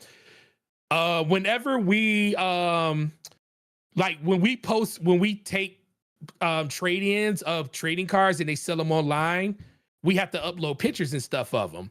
Just imagine a future where somebody trades a console into the store. Now, you know, we all watch what's his name that does, what's the one guy that does all the, I can't think of his name, that does all the videos. He does stuff for Microsoft too, but he does all the videos where he buys like stuff from GameStop or he buys stuff online at Amazon or eBay, and he wants in the condition and stuff of it. Just imagine if you trade your system in, and you know when you order something from GameStop, you don't know the condition of it because you can't see an actual picture of what you're buying. But if a GameStop trades it in, they can take a picture of it, and then since they have back end with eBay, they can load those actual pictures on eBay and put them up as buy now listings on there. So now people can actually see what a store actually has in stock, what it looks like, the condition of it, if it has all the cables, what color controller comes with it. It has the serial number tied to the side of the unit. So all of that stuff is more readily like available for people to see.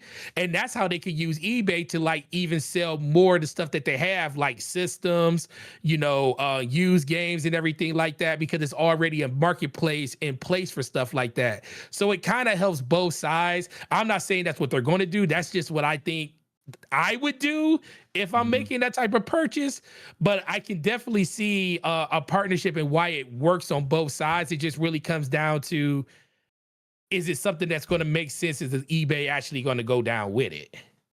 I feel you.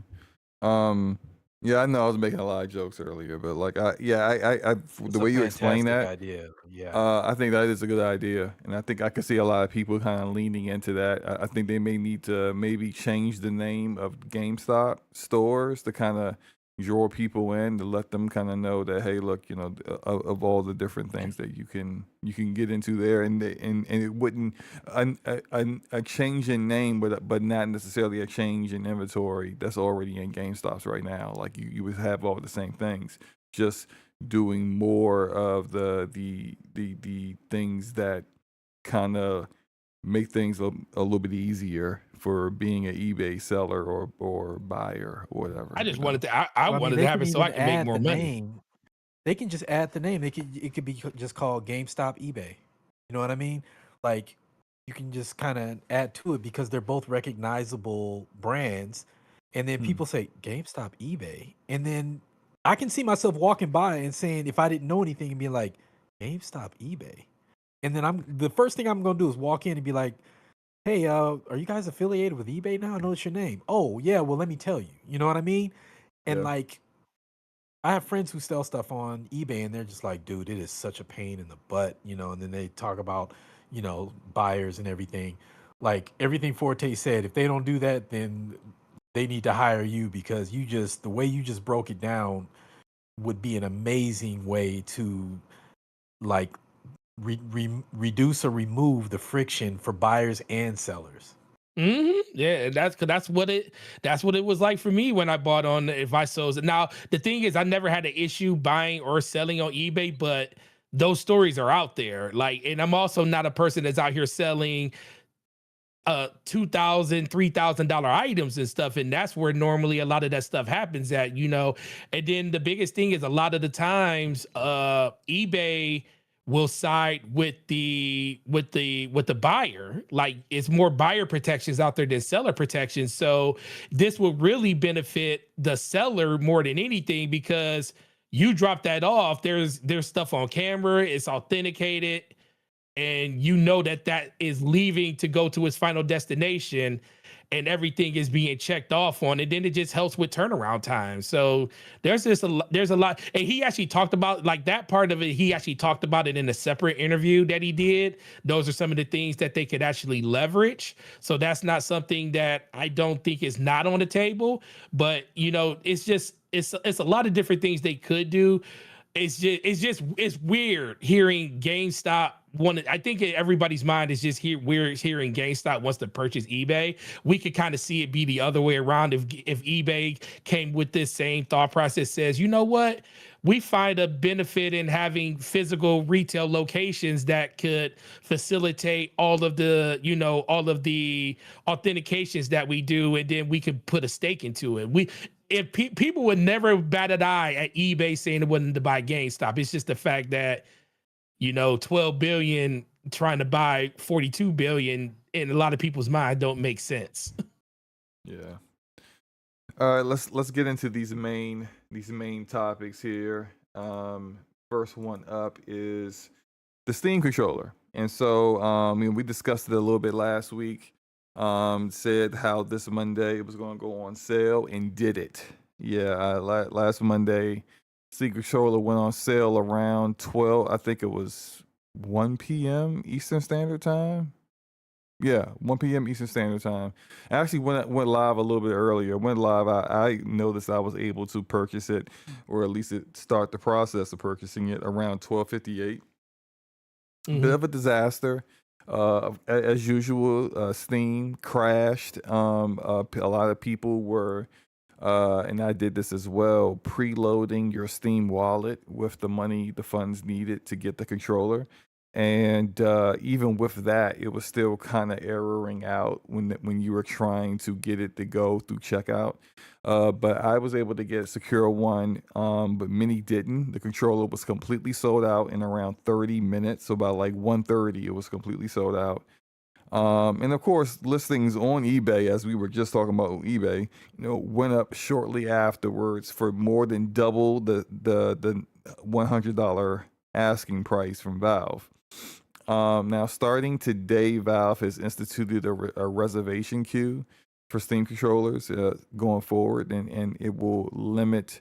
What the goal is to limit reseller activity, because it's just going to be one unit, maybe 2 units. No, I think it's just 1 unit per account. It's 1 unit per account.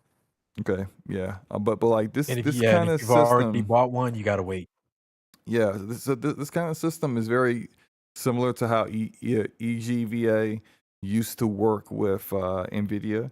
EGVA used to they were a AIB partner. They made GPUs for NVIDIA, and they made the best ones. They were the best at non-Founders Edition GPUs with NVIDIA, but they stopped doing it. But their system of reservations was really dope. You just put your email in, and they emailed you when stock was available for you, when your turn was up, and you had 24 hours. I think maybe at the most like 48 hours to land to make your purchase. So they gave you a little time to, like, maybe you weren't quite prepared, and now you need to move some money around, or do something, figure a way to get it. Then hey, look, they got you. You don't have to make this purchase in the next 5 minutes. You had some time. And with Valve, they're doing 72 hours. So you have 72 hours, which is 3 days, to complete the order, or the Steam controller they got reserved for you would then go to the next person that's available. I did get my hands on one, like I said, and mine did come today. And didn't have to deal with scalpers, not that I ever would, but I haven't done a ton of testing on it yet. So some weird things about the controller is that a lot of other controllers have protocols like X input, D input, PlayStation protocol for controllers. Xbox's new standard is game input, which is the successor to X input. But this Steam controller is only using Steam input. That's it. Now because of that, testing the controller is a bit difficult, because all the software tools that are out there that have been developed to be able to determine polling rates, latency, stick and button latency, so on and so forth. All those tools are relying upon X input, D input, PlayStation protocol, stuff like that. Not protocol, but PlayStation controller firmware. And because this doesn't have that, and the only other controller that had Steam input is the first Steam controller, it's not as easy to test this controller as it is for literally any other controller that's out there. That's it. It's also not impossible. There is software that has already been developed that allows you to essentially implement X input on the controller, and then you can do testing from there. I haven't done that yet. I will get to it. But there have been others that have already done it. Hopefully in a video. We'll see. There are already some verified statistics on from others who have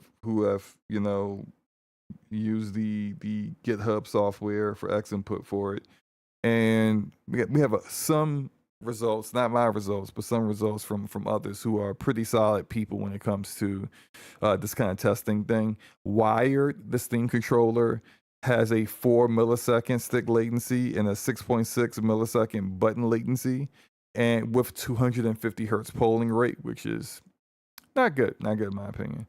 Wireless, though, where you're basically using the puck, which doubles as your charging dock and your 2.4 gigahertz receiver.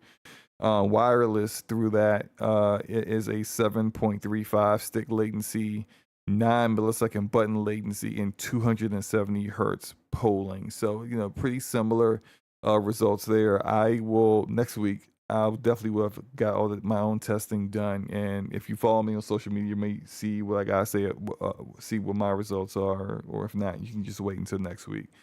But real quick, my impressions. I played it. I used it for maybe a couple of hours. Ran it through a couple of different tests and things that people said that would be kind of alleviate some of the compatibility issues this controller has with literally everything else.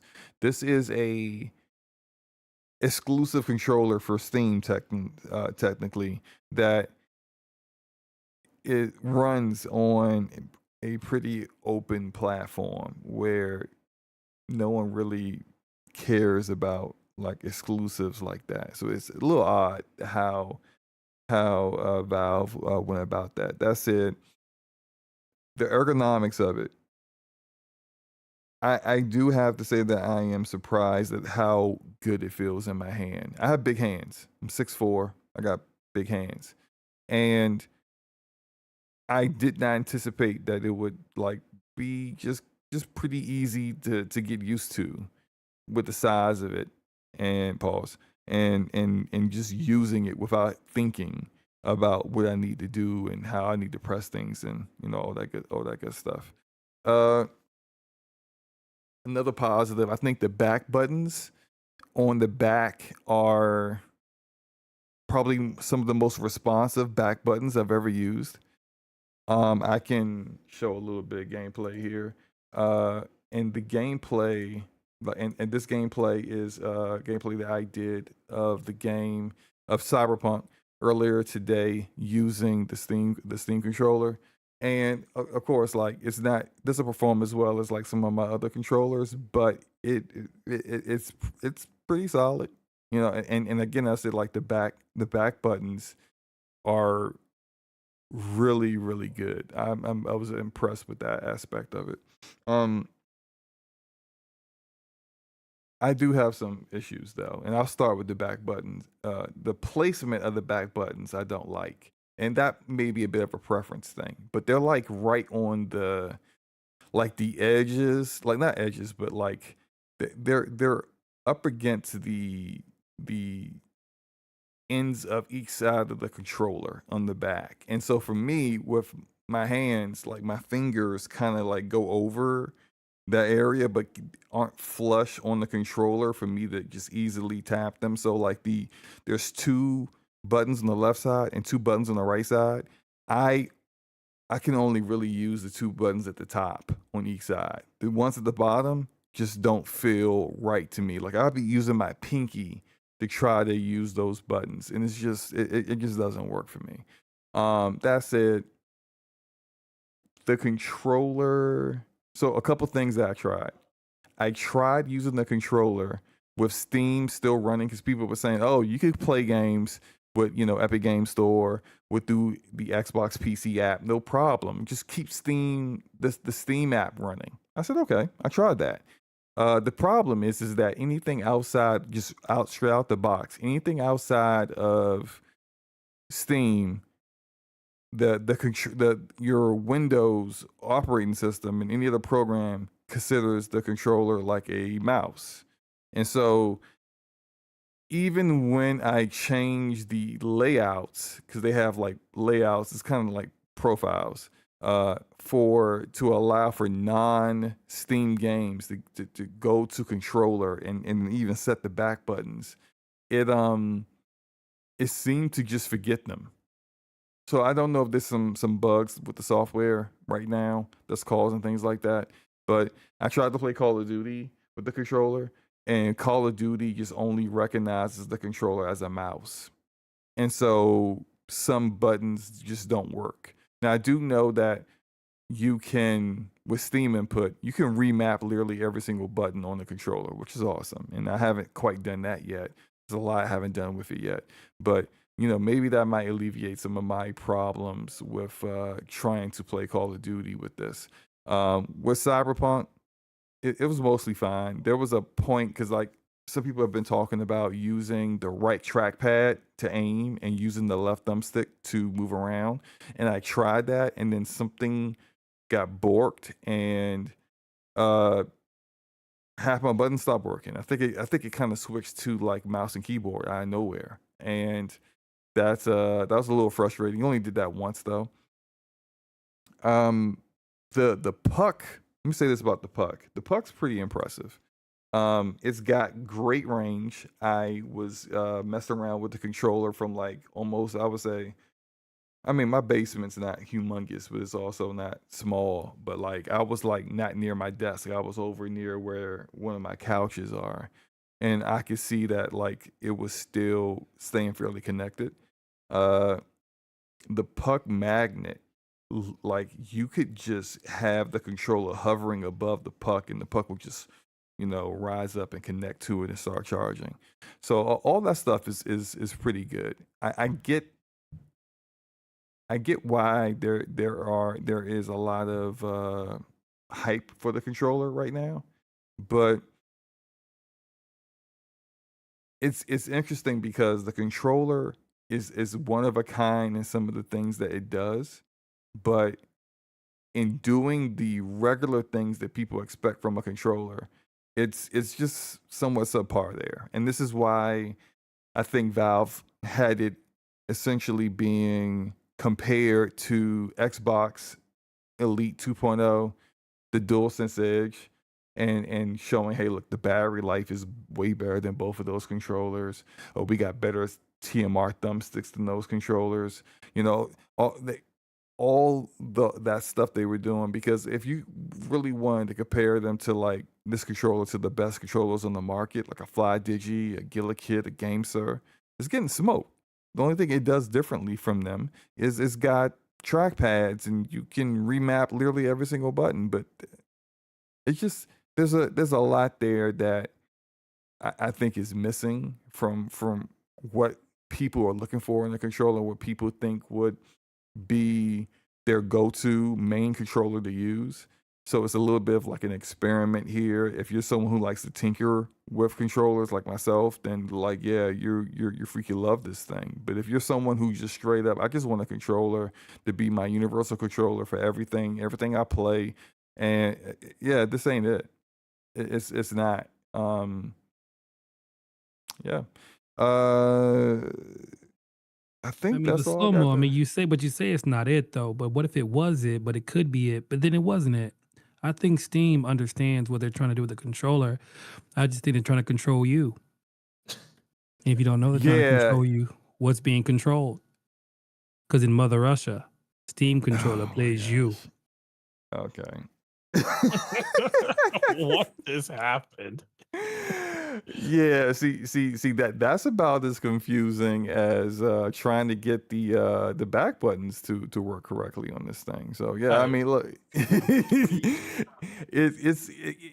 it's one of those controllers where you're going to have to tinker with it in order to get it to be exactly what you want it to be, but it does have the capability to do those things, and if you're someone who's got the patience for it, you probably will freaking love it. But I also think that there are people there's two camps of people who are going to love this controller, and one of them is going to be pretty upset with me.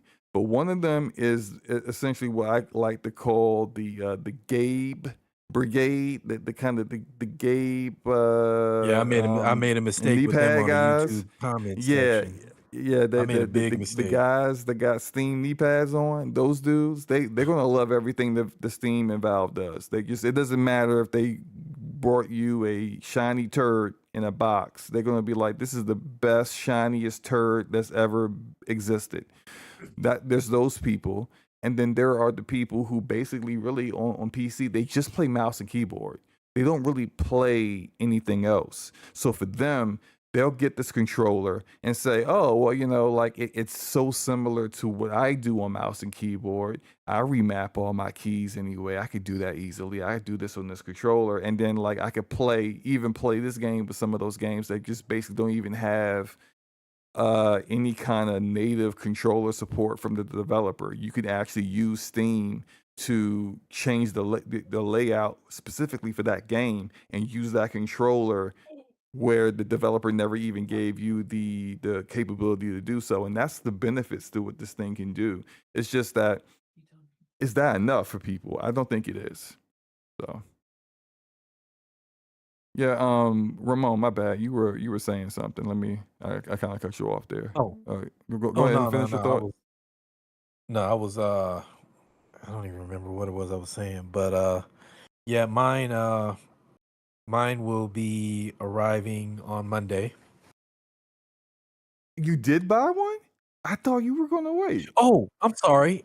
I thought you meant the GameSir G7 8K. Oh, my Wait, my bad. you bought that? Okay. Well, yeah. Welcome to the club. Yeah, You were. y- you're both bad influences. I Like know. I know. I resisted for I think 3 days, 2 or 3 days. Dude, it was to the point where I was literally talking to myself. I was like, your Cyclone 2 is more than you need. You're not a professional gamer. You don't need this. And I was saying it right up to the point where I was in the cart. So I did I not ended up know getting you were. I try to talk yeah. you out of it. I try to No, tell you. I'm like, you don't you need this. have talked me out of it. You were like, even though it's awesome. No, I was I got the messing Neo with you. 3 edition. I didn't think you got the which one? The Neo 3 edition. Oh yeah, okay, yeah. I kind of wish I got the one that Forte got, because Forte's got Forte. You got the Aim Labs one, right? That I don't know if Forte will Forte's be still back talking in to 1 his. moment. Yeah, he's probably still talking to his brother. But yeah, Forte got the Aim Labs one, and the reason why I kind of wish I got that one, not necessarily like I like the one I got the Championship Oh no, Edition. SloMo, my brother was talking to me about something. Give me 1 second. Oh, you good? I got the Championship Edition one, which is black and gold, and it's like it's fine. Like Yeah. there's no difference between the one you got, the Neo version, or the Aim Labs version, or the Championship Edition. They're all the same as far as the controller goes. It's just the Yeah. accessories the Aim Labs one came with. The Aim Labs one comes with different size thumbstick caps, and I Oh, I think didn't know that. and different like size thumbsticks period. So if you like a taller thumbstick, you can pop Oh, I them didn't know off that. and put other thumbsticks on there. And though that's the only one that comes with that. And it's the exact same price as the one you and I bought. So Oh, I'm like, I wish I had paid attention. yeah. Yeah, I wish I had paid attention to that. See, I knew that, but what I didn't do my due diligence to know what was coming with the Championship Edition. Because if I would have looked into the details and saw that those accessories weren't there and it was only for the Aim Labs version, I just would have got the Aim Labs version. But I didn't. So But would it's I. fine. It's So would I. it's not that It's big a deal. minor. I Yeah, got it's minor. yeah. I went and bought the caps separately on GameSir's website, so it's whatever. But Yeah. As no, far I as that mean, Steam controller. Oh, sorry. no. Go ahead. I was gonna say, as far as the Steam controller, like, I mean, you already know, like, I was hyped for it. I also have large hands, so I was like really looking forward to this because it just looks like it fit perfectly. But at the end of the day, man, when I saw the polling rate, I was like, okay, maybe I can deal with that. And then when you told me about the thumbstick latency, and the other thing to consider too is it's $100 for you, it's $150 for me. Now, the True. exchange rate should have had it at about 135 ish. Mm-hmm. So I think because Steam is an American company and Fool has tariffs on Canada, that's why it's above what the Yeah, exchange rate is. you're So probably I'm right. actually paying $50 more for a controller that is, I mean, performance wise, pretty average. So, and then so I ended up getting that the G7 8K and I saved $40 because it was 109. So 110. So I mean I actually saved $40 and got a superior performing controller. So I mean as much as I was hyped for that the Steam controller, it just didn't make any sense for me when I could get one that is still comfortable and outperforms it many times over. So but I mean, not that's I'm not, like trashing it. It looks like a great controller, but I Yeah. feel like there'll be a version 2 to come out within the next couple years that will be better spec'd. Yeah, I mean, this controller, I think already off the rip has sold better than the previous Steam controller Oh, I would did. imagine. I mean that one. I remember like when I finally got one of those, it's because Valve was selling them for like $5 a unit, because they were just trying to get rid of inventory.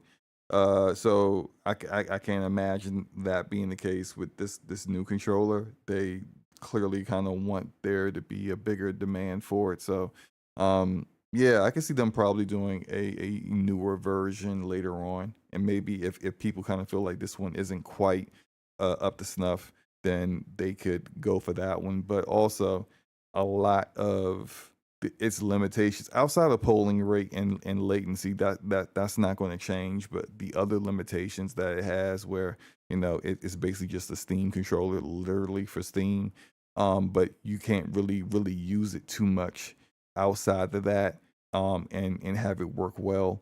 Uh, a lot of that stuff gets shored up by people in the community. Like I forgot the name of the program, but like that the program that has allowed people to do testing on it through X input, which it doesn't have natively. Like that, I'm going to install that and start working with the controller and testing it like that. But that's just like that came out before this controller was even being delivered to people's homes. So just imagine as more time comes out, and then like just how in Steam you can get community layouts. Like people can make a layout for a configuration of the controller, and they can publish it in Steam, and then other people can take it and then use it. Like that's some really dope idea kind of stuff. Like that's the kind of things that this thing does, and it's a good controller. Like I don't want to make it seem as if I'm just dogging the controller out because this doesn't have the best performance when it comes to other controllers that perform better. But what it does, no one else is doing, and that can't be understated. That might be something that other people would really want a controller for, and so yeah, yeah. If Forte's not back, I guess we can move into discussing I am back. Halo. Sorry. Okay, all right. What are your thoughts on? I mean, I don't know if you heard anything I was saying on my impressions on the Steam controller, but maybe you've seen other people discuss it, or what I had to say about it. What are your thoughts No, on I it? heard. I was still listening to you while you was talking. I just had it muted. Mhm. No, I like the fact that thing sold out instantly. I already kind of knew that was going to happen. The fact that scalping Of became course. a huge thing, I expected that to happen too. Um, Based on what I've seen of it, like a lot of people's playing it and everything, it seems like it's a really, really good controller. Like a lot of people are saying, like you said, the back buttons are like really, really good on this controller. It's just that for me, it's all about the functionality of the controller. Like, Yeah. is it going to be supported across as many games as you think it should be supported? Because that was kind of the downside of the original Steam controller.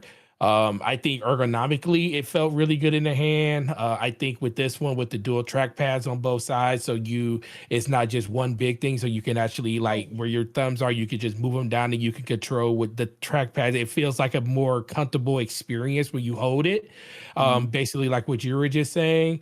But like I said, ultimately it just comes down to that functionality. Like when it comes to games, how's it going to be integrated? Is it going to be integrated on a wide enough scale for all the games, or is it going to become one of those little niche items that you only pull out when you just like, you know what, I haven't played with this in a while. Let me try it out, instead of it being a staple. Because for me, if you're playing on Steam, there should be a way to have that integrated across not just some games, but probably at least a good, I won't say half, but at least third of the games, which is still a lot on Steam.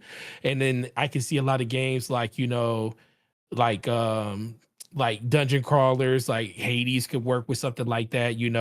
They always talked about how shooters and stuff could work with the track pads and stuff when it comes to that, having the sensitivity graph that you could be able to use on it. It already has the tactile feel when it comes to the back buttons and everything. So I think it's a very, very good first step, or a second step, I should say, because the first step was the first iteration. But it's always going to come down to the functionality and what are you going to use it on. And if they could find a way to conquer people wanting to use that more than just a regular run-of-the-mill Xbox wired controller or 360 controller or Xbox One or even PS4 controller. And then you got the rise of all these other, controllers. Like me, I just graduated and got an aim lag, got an 8K and stuff. So there's a lot of competition in that realm, but the biggest thing that they're banking on is the fact that it's Steam and they have the ecosystem to build inside of their own, Linux browser and stuff to be able to like kind of bring this stuff to head. And it wouldn't be hard because they can mandate, especially if you're on Steam, I mean, you have the power. They can mandate some type of control functionality, just like they do with Xbox, and it's like native when you play with an Xbox controller. They can find a way to like natively require people this to is a like choice. try. Yeah, this was a choice. This was a choice to exclude all the other different protocols and just do Steam input. That's a choice. That's a Um, choice. and I think it's because they they're coming out with that Steam, the Steam machine. machine. Yep. Yeah, which I They mean, gotta come. They gotta have from a what I've reason for you heard, to. there's going to be you will be able to buy the Steam machine. From what I've heard, it's not official, but that like the Steam machine with the Steam controller and without.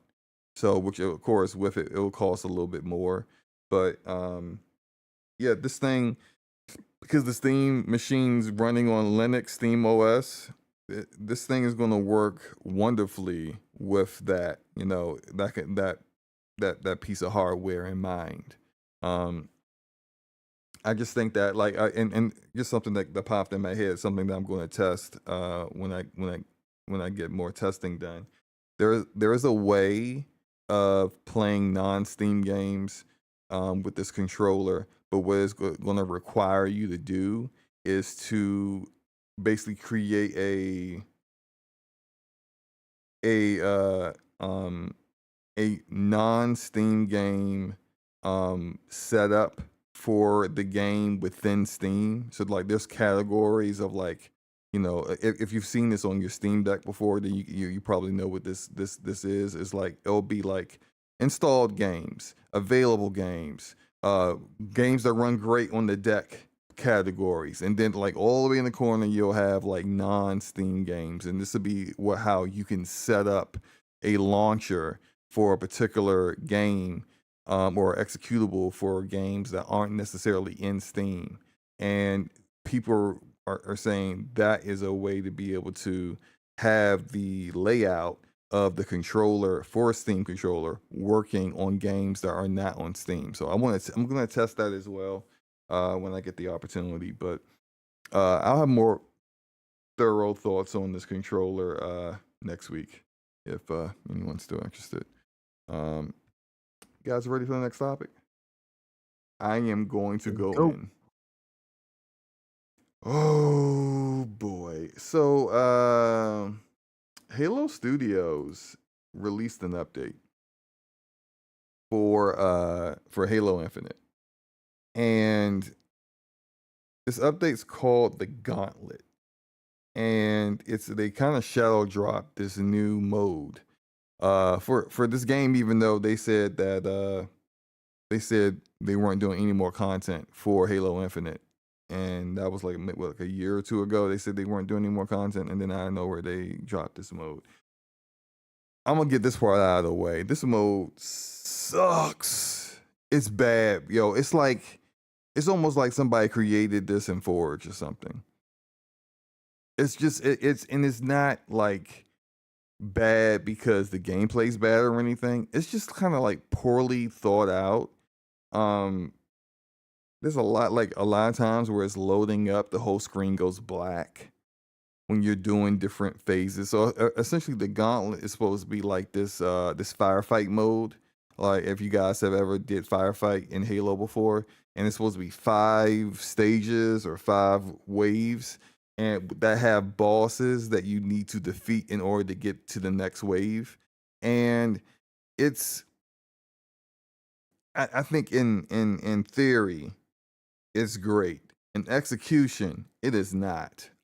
Before I even tried it out, I had heard from people and heard people online talking about its difficulty, which really was just more of a challenge to me. I'm like, oh, it's difficult? All right, let's go. But it's not difficult because it's like a well thought out, well designed challenge for experienced Halo players. It's just difficult because it's just kind of like a thrown together whatever. Like this in the Jumbotron right now, you're seeing the gameplay. It's just one big room, and you're just getting like bombarded with all these enemies just over and over again. And like I don't understand how you're supposed to survive this. It's my first time playing it. I essentially was replacing someone who quit. So as soon as I came, I had no idea what the heck was going on. As soon as I come in, it's just like black screened, and it's just fighting for my life. And then I attempted a second run of it, which wasn't that much better because it's just it's there's no presentation to it. It's just janky. It's just real janky and kind of disorganized. And I thought it would be better than this because you just wouldn't think a developer that is maintaining Halo would. No, man. Yeah. You putting you must forget who this company Way too is. much credit for giving them way too much credit. Look, Taking man. pride in Yes. like But no, there's this no other there is I need no you to other entity understand. that has a mascot. Everything else that they've done with Halo Infinite is far more polished than this mode. This mode is like something that literally somebody threw together in Forge. Matter of fact, Mhm. no, that's disrespectful to Forge creators. I've seen Disrespectful to Forge creators. better designed map layout, better designed like ideas and everything in other Forge modes created by people in the Halo community than what this is. That's So because I think the Halo community reveres Halo more than 343. Like or Halo Studios. I don't it just everything like you can see where they excel at with the multiplayer aspect of it and the gameplay, but I don't know, man, like it just doesn't seem like they hold the same reverence for the franchise that those who care about the franchise do. It just you know what I I mean? Like I agree. mean and I'm not trying to insult anybody, who I'm not trying to insult anybody who had nothing to do with the Bonobo thing. But anyway, um, the people who are honestly, they're working hard and everything. They're, shout out to them. No, not I'm not trying to insult or disrespect anybody, but it just doesn't seem like that reverence is there. Or if the reverence is there, then there's something missing. Something's missing that they just haven't been able to capture. I don't. yeah, I can't really say what it is, but I mean, I think most people who are Halo fans would agree. yeah, yeah. Uh, Forte, are you gonna try this mode at all? No. I didn't think so. I didn't No. No. Yeah. I mean, look, I'm It's down. I like almost a reinstalled waste Halo of, Infinite. I'm down to play some multiplayer, but but not I'm that not down. mode. I'm not down to play this ever again. Mm-mm.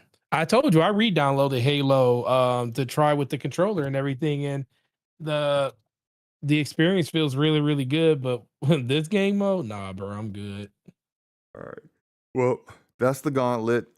Try it if you want. I would say I would lean away from it if you if you don't want to pull some hair out. But let's move on to the other aspects of this Halo information that's been coming out, and a lot of this stuff is coming from the Halo leaker and YouTuber Rebs Gaming. So shout out to Rebs Gaming. You go to their YouTube channel if you want to know like more in-depth information and not just the summary of the things that we're going to discuss today. But Rebs has been leaking a lot of information from Halo Studios over maybe the past 8 months to a year. But Rebs has been stating that Halo Studios is actively developing on what they call Halo Next, which is really the new campaign for the next new Halo game.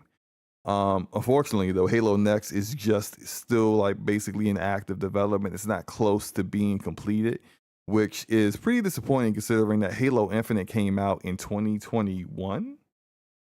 Was it 2021? I feel like it was. Yep, because it came out the year after the 20th anniversary. So that's 5 years ago, and the campaign for the new game is still like not close. This is like it's so reminiscent of 343's issues with getting content out and getting games out. But anywho, there's also another rumor that, and I don't know if this is coming from Rebs or not, but there's another rumor stating that Halo Studios is in active development on further remakes because we know Halo Campaign Evolved, which is just the campaign for Halo Combat Evolved without the multiplayer, is coming out likely sometime this summer. And so now they're saying that there's also going to be remakes of Halo 2 and Halo 3, also in Unreal Engine 5, coming as well. Which, I mean, I guess that's not like a massive leap in logic considering they're doing the first game. But Forte, what are your thoughts on this on Halo Next and on the Halo 2 and 3 remakes? I mean the Halo 2, you said Halo 2 and 3, right? Yeah. I mean the second time they redid 2. They have never done 3. So this is the anniversary of the anniversary for 2.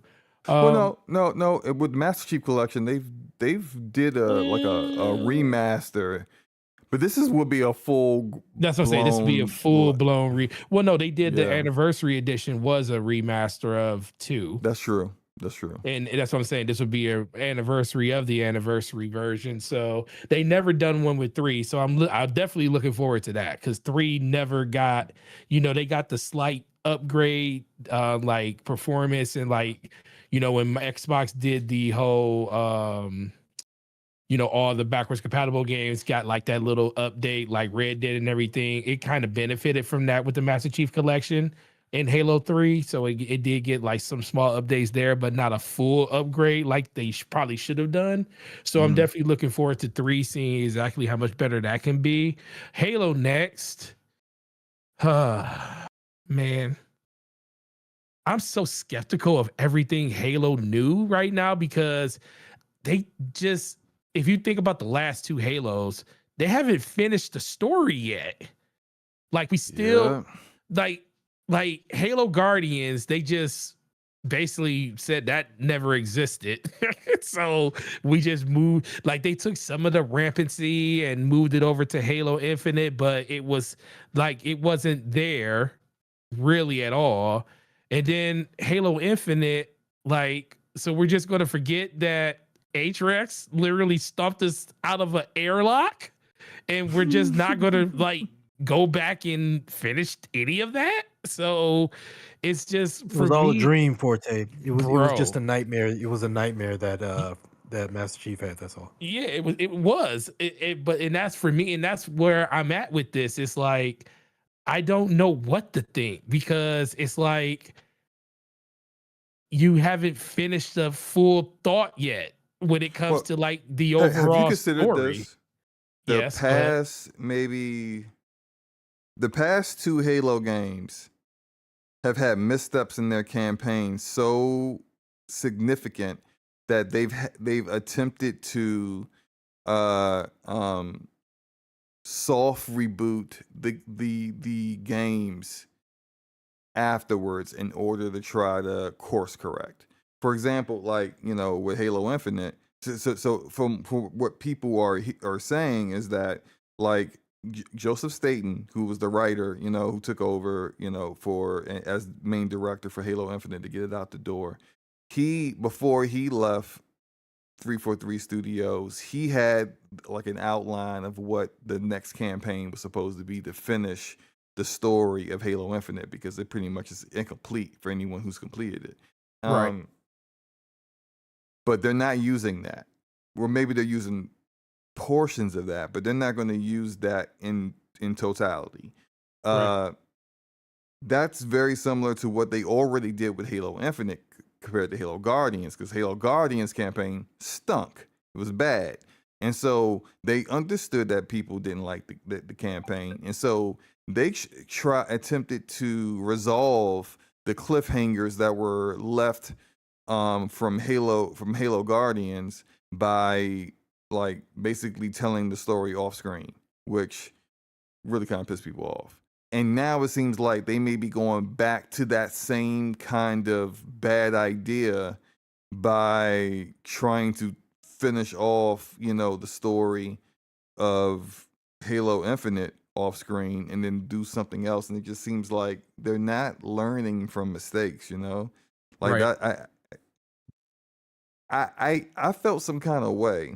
And look, the game's 5 years old, so I guess we can discuss this. I felt some kind of way about clearly the weapon was Cortana from the very start. Like, I think Yes. anyone with half a brain knew that, playing the game. But the Yeah. fact that, like, they tried to make it seem like some massive cliffhanger at the end, like we're dumb or something, kind of annoyed me. But the fact that, like, the original Cortana you basically killed off screen, Yep.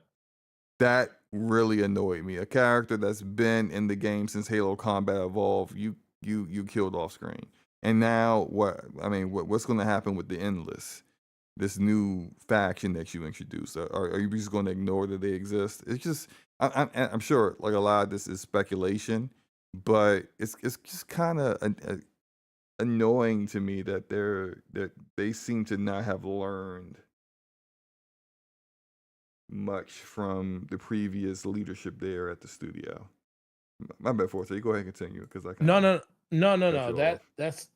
That's how I feel about it. So it's like in the end, it comes down to, we talk about how Xbox has to build trust back. It's like they have to, Halo Studios needs to find a way to almost rewrite history, because Halo has just been mismanaged probably ever since Halo 4.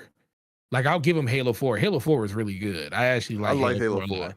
Halo 4, it was their first Halo after 343, after Bungie left.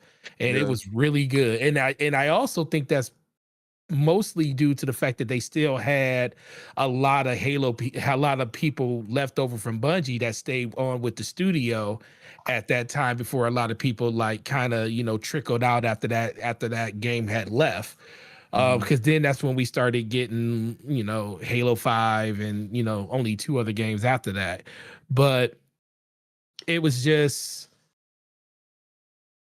when I sit there and I think about it, what that game was and what it is now, it's like I just don't understand. It's like not no consistency, no care. And I don't just put that on 343 or Halo Studios. I put that on Microsoft too, because, the perception of the games ultimately comes down to the things that they allow to happen. over the course of the last, not the last couple of years, but, leading into the 20th anniversary and the way they showcase Halo Infinite for the first time and, not having the game ready at launch and deciding to push the game out, and not delay it so they can, sell mugs with the Halo branding on it, in the same year, not having the game available on the launch of a brand new console. It was just a lot of different things that they just weren't prepared for. And that's the one, and that's like one of the few things, and it's honestly the major thing that I hold, Phil Spencer's feet to the fire for, because that happened under his watch. Like, it's not just it's not a regular game. It's not like, I mean, even I can even see something like Forza falling by the wayside a little bit. Not Halo. Like, Halo is it's like why Xbox is Xbox. It's why Xbox even exists. Exactly. So it's that original Combat Evolved. So that was a hardware seller. That was a hardware. So that's where we're at with it. And every time I think about what the next thing could be or anything that they make, I just think, but have they finished anything? It's like, how can we move forward until you prove that you can actually close a door? Because all the doors ever since 343 have been left open for like the last 10 years. So I don't know how to feel about it, but like I said, I am very excited to play the part 3, Halo 3, when that does get its time in the sun. And I think I think they also got a little gunshot because they got very ambitious, because a lot of this stuff kind of started falling off the wheels with the Master Chief Collection because of the situation that it came in. I thought it was genius in what they were trying to implement with having the, being able to go from game to game. And, when you're playing multiplayer, you could be playing on a Halo 4 map. You could be playing on a Halo 3. Then you could be playing in a different engine. So I thought that was really cool. So you could like experience sprint lock in one game, and then you can experience not being able to run in another game because it was like going across all the different things. Yeah, it just wasn't ready for prime time though. And that's something that they probably should have said, you know what, let's save this for something else instead of, taking, because that was like kind of the beginning of like the downfall of Halo, because it took them 2 years to fix that. And it was, so, and that was, and then I always tell that story. That's how I ended up. I used to hate Destiny when that came out. I say, I'm buying Master Chief Collection. As soon as that comes out, I'm off Destiny. And guess what? Master Chief Collection, you couldn't even play it. So I was like, well, shoot, I guess I'm going back to playing Destiny because it's the closest thing I got to Halo. And then you just fell in love with it because the other thing you loved and cared about wasn't there. And I think that's how a lot of Halo fans feel. So I don't know what to feel about the next game. I'm excited to see what they do. I'm always excited to see what Halo can be. But it's always with like this weary undertone that most Halo fans have to say, okay, are they going to mess it up? Are they going to take Master Chief's helmet off and is he going to stand in the Pelican taking gunfire from small arm fires like it's nothing happening around him? Shout out to the Halo TV show. But that's what I think of the whole thing. Yeah, Ramon, are you I mean, I can't remember that you ever really play Halo like that. When I had my Series X, You played in his dressing room all the time. What's it? Say that again? You played in your dressing room all the time. Oh my gosh. Yeah. No, I played 1 through 4, 5. One I can't Okay. remember, but yeah, so I played those. I was gonna get Infinite, and then the more I saw of it, the less I really was interested. So I figured I would wait and see, and I saw. You was a full pony by that time, weren't you? Right, right. Man, I was all about, Xbox making a big comeback. I mean, yeah, I preferred PlayStation, but I was like, I was the one that people were looking at sideways because I was like, man, why are y'all so rough on it? I mean, I know they got a bad past, but they're really making moves and they're really trying and all that. And I got the Porter Rock, shout out to Porter Rock. They still tease me sometimes because when they showed Redfall, I was like, well, it looks like it could be fun. And then every once in a while, they're like, "Does it look like it could be fun?" When we're talking about something else. I was the dude who preferred PlayStation. This is before I got PC. I was the dude who preferred PlayStation, but was like, "Dude, like let's get behind Xbox because it's competition." Blah blah blah. Yeah, that ship has sailed. But as far as this Halo update, dude, I mean, it just everything I'm hearing you guys saying speaks to, like, well, one, I don't envy the writers, especially depending on the skill level, because there is nothing more difficult and more intimidating than picking up the torch on a beloved franchise, especially if you don't live and breathe it. Now I'm going to go back to my own field here, but there's a parallel. Brandon Sanderson. The reason he even says it, the reason he's as big as he is now is because he picked up and finished for the Robert Wheel of Jordan. Time. Yeah. Robert Jordan.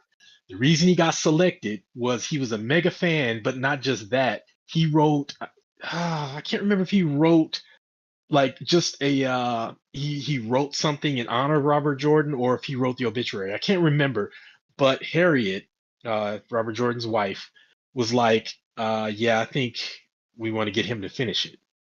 And he says that she was his toughest editor he's ever worked with. He picked up a legendary epic high fantasy saga, and the first book he did well, but he missed on one character, Matt. He didn't have Matt's voice quite right. In the second book, he got Matt down, and everything was smooth from that. That is not easy to do. And the reason I bring it to the reason I'm using books as an example is because it's a similar thing.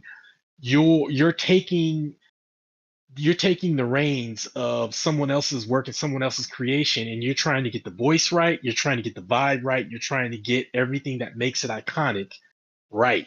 And that is not easy to do. And if they don't have writers that, not even skill is one thing. You can have multiple writers and one of them can be skilled at the writing portion, but somebody there has to live and breathe Halo and be so into it that it's, that they're a super fan. Because if you're going to take over a work, you got to be a super fan. Otherwise, super fans are going to be like, what is this, fan fiction? So, I mean, all that said, I'm sympathetic, but I'm also like, I mean, come on, dude. You guys how long have they had with Halo now? A decade? 343 longer than that. 343 has Since 2011. Yeah. So Yeah, we're looking at 15 years at this point. 15 years. They've had 15 years with Halo to try to get it right. I mean, I'm not saying they had to mimic Bungie exactly, but they've had enough time to put their stamp on it and, capture the essence of Halo and put their own, voice to it.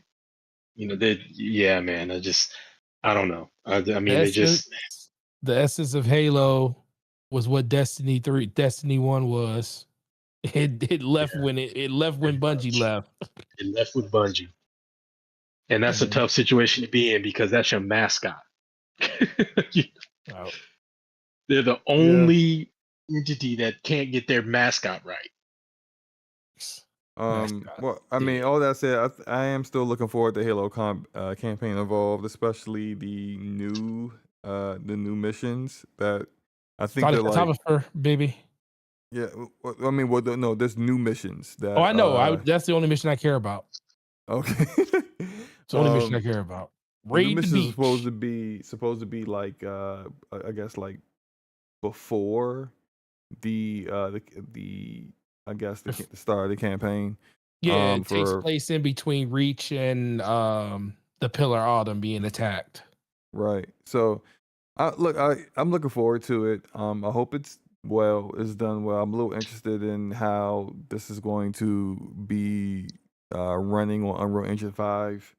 We'll have to see. But yeah, let's get into this this final topic here. speaking And speaking of Halo,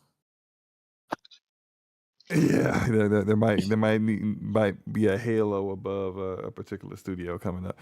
So look, PlayStation financials results came out last night. And there's a lot going on here. In addition to a lot going on with Bungie. So to give a brief summary of some of the statistics here for the fiscal year of 2025, quarter four for their financial results, they had 1.5 million PS5 units sold. They're now at 93.7 million lifetime PlayStation 5 units sold. Shout out They to had 74.6 million full game software units sold. 5.8 of that's first party games, so that's pretty low considering how many got sold there. Digital download ratio is at I mean the most lopsided at 85% digital. So only 15% of people games sold were sold physical, which in my opinion lends more towards my theory that the PlayStation 6 is not going to have a disk drive, but I could be wrong. We'll see.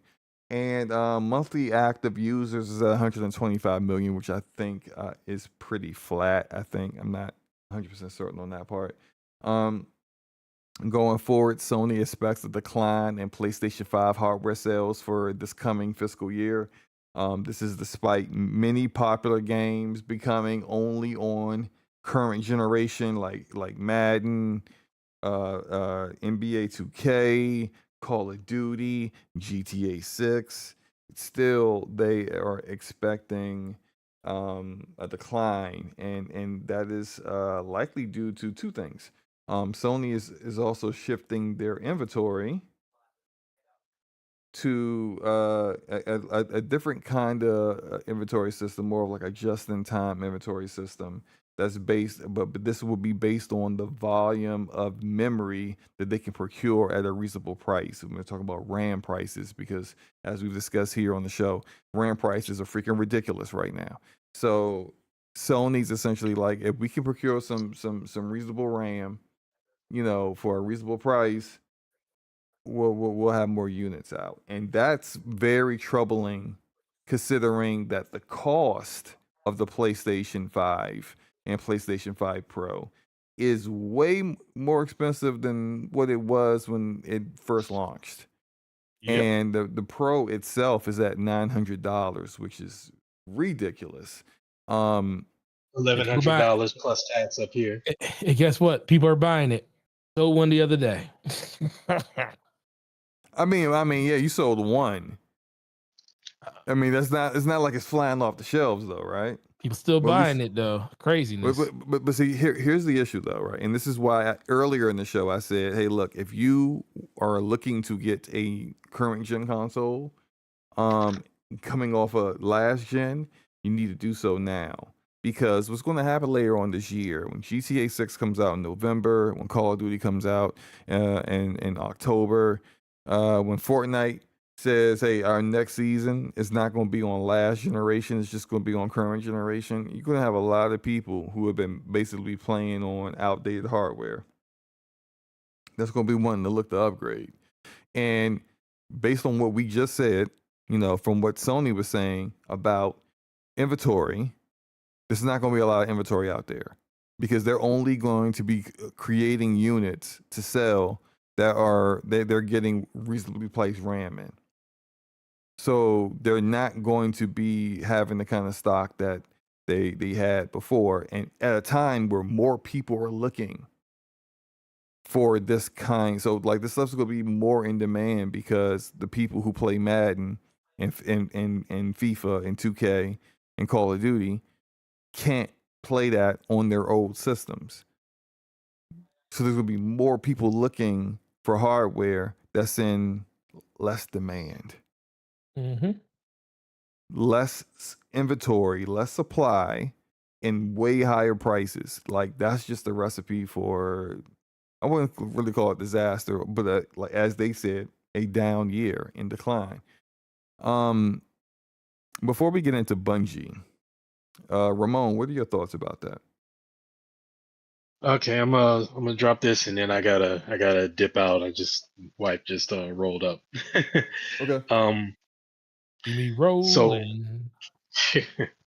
so as far as the you said about the Sony, right? Mm-hmm. Yes. Okay. Um, it's a tough situation to be in. I mean, in a perfect world, they could sue OpenAI for buying up all of the memory and then sitting on it. I mean, they have caused n- mountainous problems for Sony, Nintendo, I mean, Xbox, you name it. They've caused major problems for these companies and other companies as well. But that I digress. Um, it's a tough spot to be in. But right now, honestly, if they look at it on I mean, they've spent money on R&D and all this and that, and this takes years to plan. But if there's any positive that could come out of this, is the goodwill of them not, selling a bunch of PS5 Pros and then busting out with a PS6 a couple years later. That said, you know, they did all this R&D for this hardware. They, as much as I would say, and I feel like I could be right to a large degree, ain't a lot of people checking for a PS6 right now because it still feels like the PS5 gen hasn't kicked off with all the cross-gen stuff. But at the same time, they can't wait too long to release this hardware because you don't want it to be so outdated by the time it comes out. You know what I mean? So that's the other thing to think about is they can't wait too long because it'll be outdated. So Mm-hmm. they have to figure out how to juggle the cost of this, hoping that RAM might, take a dip. And then I just saw something today where they're saying it might go up again. So I mean, I don't know. Like I don't envy the people who have to plan this. I mean, look at this. Look at the Steam machine. They're saying its launch is imminent, but they're dealing with this. Same reason they got screwed because they haven't even dropped it yet. So they've been trying to wait it out to see what's going to happen. And everybody's screwed by these. I'm not gonna go on my rant, but yeah, it's a tough spot. I mean, I don't envy I don't envy them at all trying to figure this out. But what I think is they might be able to skate past 2027, but once you start getting into 2028, as much as I think that, from a consumer standpoint, we don't need a PS6 yet because of what this generation has been with cross-gen, they can't sit on this hardware specs for too long where it's going to be outdated. So I don't know. It's a tough spot. It's a really tough spot. Mm. And real quick to fast forward, uh, Bungie's must be sweating bullets right now because it's looking pretty bad. But that's it, fellas. Thank you so much. He gonna drop Hey, a no problem, man. grenade. Go drop a grenade and run out the door. Right out the door. Hey, it's always a pleasure. Love being on with you guys. I appreciate you having me. Great time as always. Dipping out, everybody. You can find me on Blue Sky, or if you Google me, you find my books, find my work, and enjoy your games. We got all kind of cool stuff coming out. We got stuff that's already out. Enjoy your games. We're blessed, and just have a great time. Yeah, we appreciate you, sir. Were you able to come into the chat on your own volition today, or did you have to get dragged in? I absolutely was able to join of my own That's volition. that's what I'm I talking told about. you I That's what I'm fixed talking that about. last time, man. Hey, I just had to make sure, checking on my boy. I'm happy to have you here, bro. Can't hope to see you next week if you're available. No, barring any unforeseen circumstances, I will most definitely be here. Absolutely, bro. Well, have a good Awesome. night, a good weekend too. You too, guys. Have a great weekend. Talk to you later on. Later. Later, bro. Later on. Forte, Yes. before we jump into Bungie, what are your thoughts about I mean, especially considering You work at GameStop, so this is something that like you're going to see. You're going to be on the front lines with this kind of stuff. What are your thoughts about like their inventory issues, the decline they see in sales coming up this fiscal year, and all that stuff? Man, I barely see PlayStations in the store right now. I mean, outside of Switch, I think Switch is like the only thing I see consistently in store, like at a very, very high level. I only see, shoot, I don't even remember the last time I had more than 10 PlayStations in the store at a time. You cross different different versions of it. So inventory is already low This is before it. so this is going to get lower essentially. Yeah, it's going to get lower. It's going to be points where you might go a whole couple of weeks, 3 weeks, and not see a PlayStation anywhere, because of all this stuff. So when they announced this, it kind of all crystallized a lot of the things I was kind of thinking already when it comes to like the availability of product. But in general, I think Baron was onto something. You know, the unfortunate thing is they can't sit on this forever. I think this actually probably benefits some companies more than others. Like PlayStation started their R&D like years ago on the PS6 because you know they always were in thoughts of it being a PS6, whereas you know when you think about like Microsoft and stuff, it was kind of up in the air. Like we heard, now we do know that there is a console coming, but we don't know when that's coming. Like it's kind of been, you know, a situation where you sit back and you think about like the leeway that some companies have versus others on when they can like release something and it not be outdated, like Ramon talked about, is very, very slim because technology moves so super fast and we're always, you know, games are always pushing the narrative. But I also think at a certain point at the game level, I kind of think that they're going to kind of pull back a little bit too, because what is it to make a game that's super ambitious if nobody can really play it because the hardware isn't readily available everywhere for people to do it? Like, you know, even when you're talking about components for PCs and stuff, yeah, the people that have really good GPUs and stuff already or really good CPUs, they can do it. But the further and further we get along, there's more and more people that can't access that stuff, and or at least access it in a meaningful way where it's enjoyable.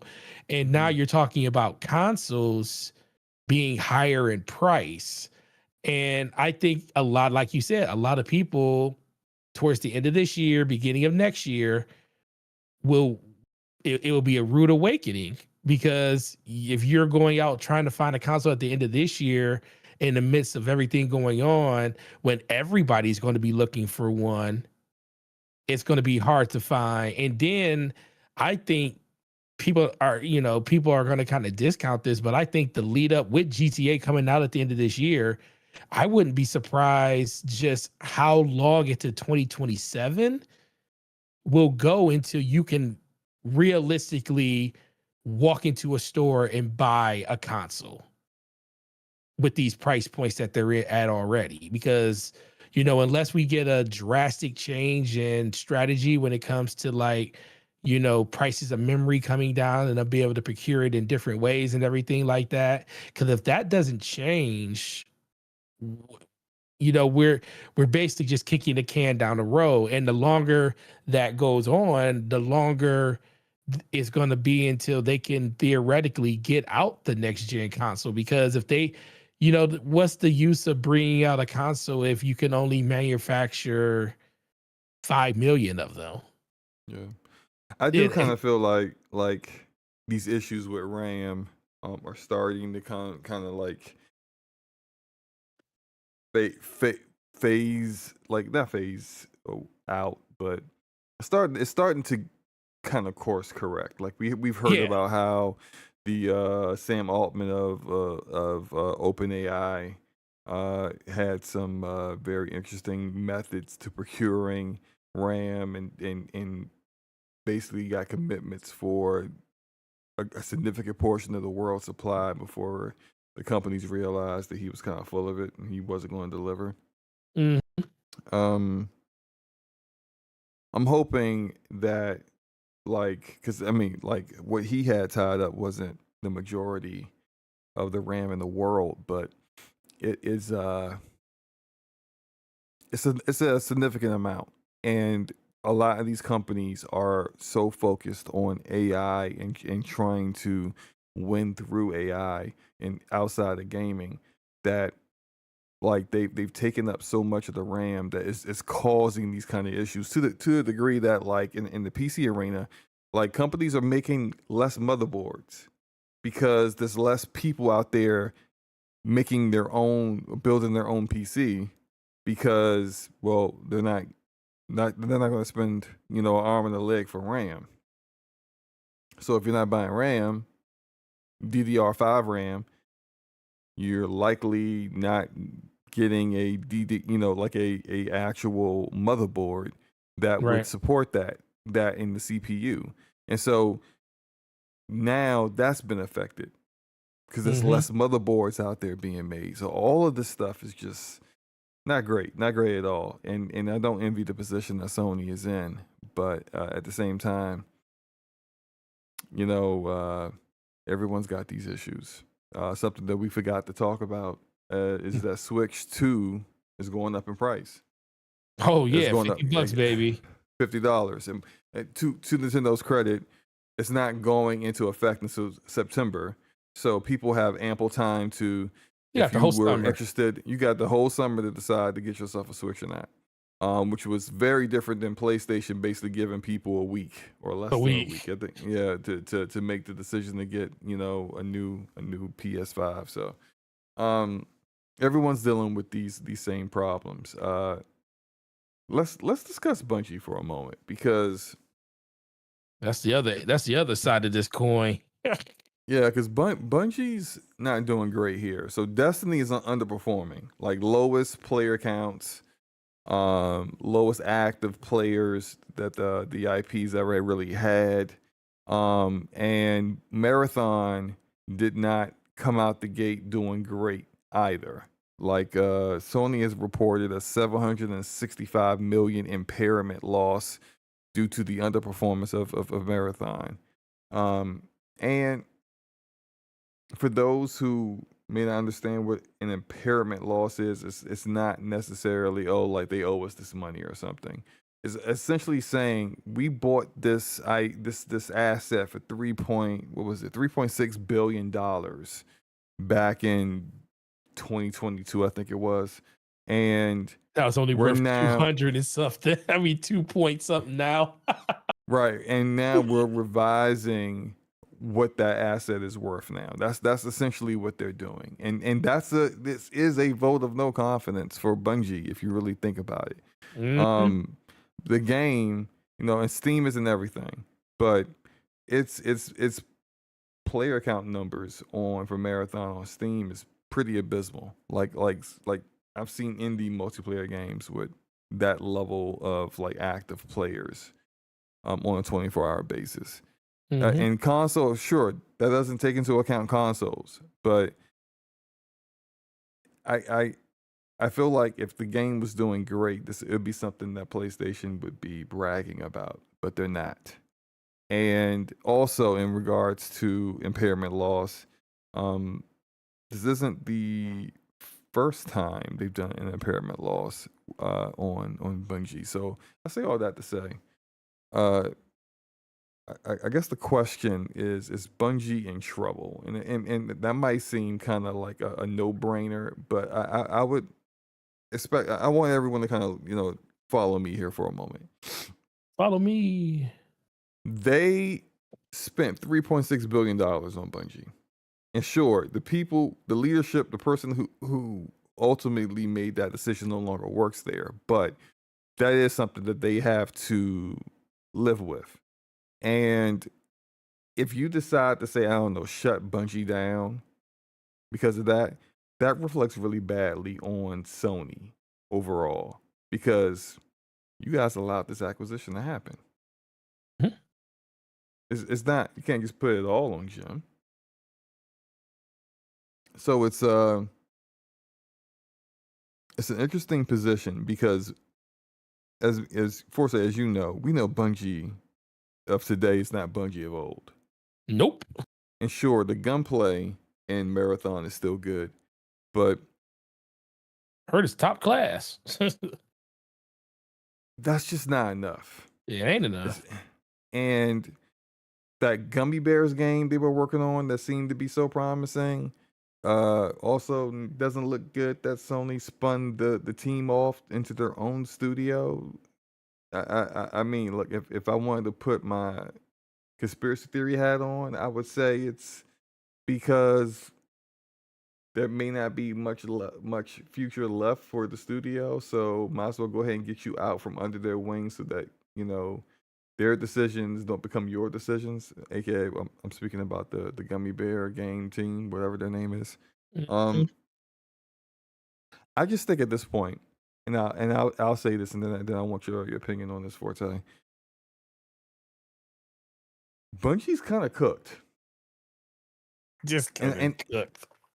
And I'm not saying that like before the year is out, they're going to shut the studio down. No, I don't think they're going to do that because again, like it reflects badly on them when they do something like that. But we have to deal with some real truths here. Destiny 1 and 2 were never profitable games. Think Nope. about this. When Activision was the publisher for Destiny 1, you have an 800-man studio in Bungie, and you got 2 support studios making content for you. And Vicarious Visions and High Moon Studios. Right. And you still are not turning a profit. So you're making a lot of money in revenue, but you're spending a lot of money in revenue at the same time. I'm sorry, in expenses at the same time. Activision felt so little about the Destiny IP that when Bungie wanted their independence, they say, all right, go. They be gave free. it to him. Good luck. Good luck out there, young buck. You can have the IP. We don't want it. Mm-hmm. And then they tried to be independent and they nearly went bankrupt. So they had to get acquired by Sony. And now Sony. Remember what Phil Spencer said? What did he say? Remember he said that they are, what was the word he used? He said they are, oh my God, what was the word that Phil Spencer used when he talked about purchasing them? He said they run to I have to look up that thing. I can't remember exactly what he said. But it basically, they burn, their burn rate is too high. He said true. Yeah, he said their burn. Yeah, that's what he said. He said the burn rate is too high. Totoki with Sony, toured the studios, went to Bungie, had great glowing things to say about their creativity, but then said that the way they manage money is not good. It's not good. I mean, he wasn't wrong. And this has been a theme with them for like their entire existence. And I think you combine that with also the fact that like the way they used to do content with Destiny 1, Sony's not going to approve that. You're not getting an expansion on an annual basis. That's too expensive. Sony's not going to approve that. Also, kind of the way the times are now, most gamers not really into that kind of experience. Exactly like the Destiny games now. So if you were going to do a Destiny 3, it would be a very different animal than what you did with 1 and 2. And that's no guarantee for success. Then you looking like you really don't have much to fall back on unless you decide to make a new IP, which I think they should. I think they should try to do something like a mature theme shooter with, you know, their patented gunplay, and if they can get something out quickly, maybe that'd be something that like people would gravitate towards. But when you haven't lived up to expectations with the games that you were currently already released, which is, you know, Destiny expansions and Marathon, I don't think the bank is always going to be open for you. Like, they're going to start kind of looking at you and going, I don't think we're going to fund this. Mm-hmm. Go back to the drawing board. Try something else. And it sucks because the studio's iconic, but they're also not the same people who were there from the very beginning. Like the people who made the Halo trilogy, people who made Halo Reach. These aren't those people. So The robots in disguise. I think eventually Bungie might turn into like a support studio for PlayStation. But like who they were before the acquisition, yeah, those days are long gone. What are your thoughts about that, Forte? Ooh, all right. So, man, kind of heavy. Yeah. That's kind of heavy. I mean, I spent, I want to say, a good 20 years playing Bungie games from 2001 to 2011. Whenever a Halo came out, Halo 1, 2, 3, ODST, Halo Reach, was there for them all day one. You know, Times Square, Halo 3 being everywhere. Back when 7 million copies sold was a milestone. In 24 hours, 7 million sold in 24 hours. It was crazy. I remember those days. Genuine excitement around Destiny when it was being announced under Activision and seeing the world and everything and what they built was truly incredible. And then just the overall ability to maintain that game. And as much as we talk about how the company, like you said, they ran hot, red line the whole time, support studios and everything. Every dollar that they took went back into the game. And there was a lot of ups and downs, but there was a lot of triumphs in there too. You know, the Taken King and Rise of Iron and Forsaken and all of these different other expansions that they glowingly talked about, you know, either righted a ship or saved the company at that time. And they did that. And not only did they have a amazing loyal player base that adored it, but literally believed they could do no wrong in anything they were doing until they made the wise decision to spin off half their team and then move over to Marathon. And a lot of people decided that, oh, okay, that's cool. You know, they're working on another IP, you know, 800-man studio, Destiny will be fine. That's how I felt for a while until one day I got tired of playing PvE. I can only do so many raids. I did all of them. I mastered all of them. I would go to PvP to unwind. But when you go 5 years with one brand new, with no new maps, that's and like crazy because all the listen, no new map, like that is no new maps, bro. Absolutely insane. That was, you know what? And that was the moment when I quit.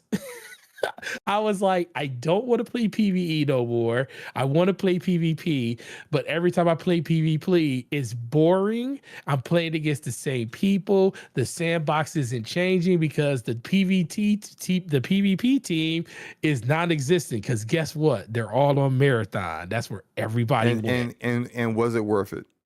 And that's what I was, and that's the thing I want to say now. Was it worth it? Because I don't have a problem with you moving on and building another game, but you don't do that when the game that your main game that your that literally pays your bills, you abandon it and take away some of the core things that make that game what it was. So you basically neutered your moneymaker in order to put it into something that was more niche. And yes, I hear all of the things that all of these people are saying that play Marathon. Like I told you day one, I was like, nah, bro, I ain't even play the beta. I didn't play the alpha. I looked at it. I said, you know what? I wasn't even mad that I didn't get a code to play in the beta, bro. I wasn't even trying to get one. This is the thing. SloMo, you played Marathon more than I have. I never lost a menu in the game. I never anything. And it's just because I don't care. It's not that I don't like Bungie. It's just a game that I don't care about. And guess what? It's a game type that most people don't care about. It is the niche of the niche. And you basically said, we can do it better than anybody else and people will love it. But guess what you forgot? You forgot that the player base that you built is built mostly on PvE interactions. That's what Destiny is, with a PvP undertone where you take your stuff and see how good you can be with that stuff in a different part of the game. But most people played it for the PvP atmosphere with their friends. And what is Marathon? The complete opposite of that. So you basically just took 90% of your player base and said, that's okay. And this is where we are. And we all said this when it first happened, when we found out what Marathon was going to be, that it was going to be an extraction shooter. We all said right then and there, I don't know how this is going to work, bro.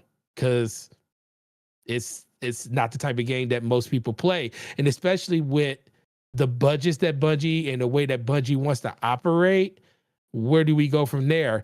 And for me, with this evaluation being down to basically the company, and it's the funny thing, SloMo, they paid $3.5 billion. Remember, a billion of that was retention. Yeah, to keep the people in place for a while. Yeah. So basically, the company was worth 2.4 to 2.5 billion is what they were paying for the company. And that was still too much.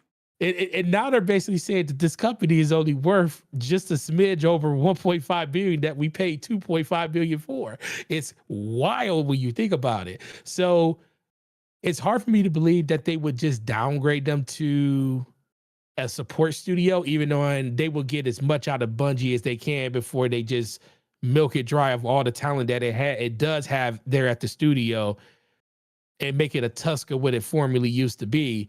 Because what would be worse in my eyes is like you have a studio called Bungie that everybody knows what it used to be, and it's just a support studio now. At that point, that's more of a stain in my eyes that you couldn't, this studio that Microsoft made work. As much as we gave Microsoft crap, it worked under Microsoft. It technically worked under Activision, but this is the thing. Bungie wanted their freedom so bad that they walked away from everybody that gave them everything they wanted. Activision just wanted them to this thing. Activision won, and we talked. I remember when they first separated from Bungie, and me and you had this conversation on this podcast, and you said, "What do you think?" And I said, "Oh, this isn't Activision fault. This is Bungie fault." And you remember y'all said it was like, "Oh man, dog, you whatever, man. The Activision was doing this and doing that." I was like, "Bro, Bungie signed a contract. Activision was holding them to that contract. They said that they would be able to release a game every other year. Bungie signed that. When they couldn't fulfill that and Activision was on them about budgeting and deadlines, that's when Bungie said, oh, and we'll go to our community. We're going to cry to our community and make our community feel our plea so we can get out of this deal. And when Activision finally let them go, now you see what happens when they operate by themselves. And they're in the same situation now under Sony that they were under Activision. Bleeding money. And the only difference is Bungie paid for them outright. So they can't just turn off the faucet and say we're done with it. So I wish Sony the best when it comes to this. I really hope Bungie turns it around. I would never say never because, you know, truer things never spoke, but I feel like the death knell when Sony said that we are still backing our investment into Marathon, that more sound like we don't know what to do with it just yet, but we can't come out and say that we're canceling the rest of this game right now. They are very, very aware of the perception of what it is when Sony cancels a game, or when they say a game isn't good enough, we're going to cancel it. They're kind of gun shy on that now. So they're going to support this game as long as they can support it. But the writing's on the wall. Like, dude, it was like 8,000 people playing Marathon, 12,000 at its peak. Like the fact that Bungie, Destiny and Marathon have the same amount of players when one game is almost a decade old and one just came out this year. That is the unthinkable. So the one thing I will say, SloMo, is you will finally win this fight at the end when it comes between Bungie, because I think we might get another Division game. We're definitely getting a Division 3, but we ain't getting no Destiny 3. We ain't getting a Destiny 3. Massive Entertainment might still be around in as a whole studio before Bungie makes its way out of here, and that is a god dang shame, bro. It's a shame. You know, I wish I could say I feel bad for them, but I kind of don't.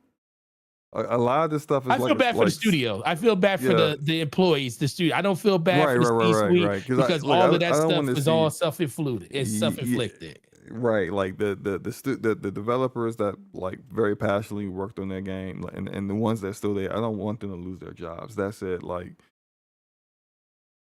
a lot of this stuff is like, I mean, like, why'd you even leave Microsoft in the first place? Oh, we want our creative freedom.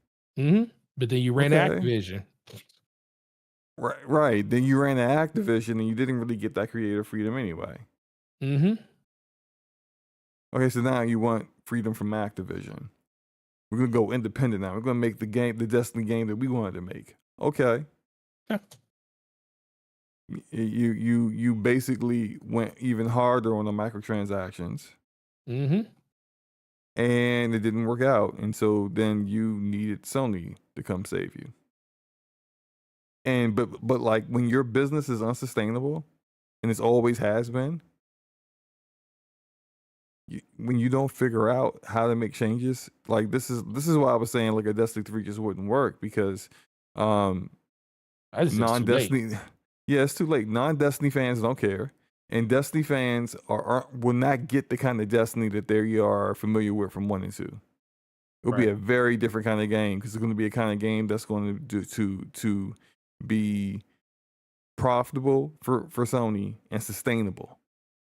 And that might resonate with other players, a few other players, but it's not going to resonate with, at least in my opinion, what won't really resonate with the Destiny faithful. So Bungie's in a tough spot. Life, that's where they're at. We'll see how long it lasts before they're taking off life support. Right. Let's get up out of here, man. It's super late. It's like 12:30 in the morning. Forte, what up? Let everyone know where they can find you, sir.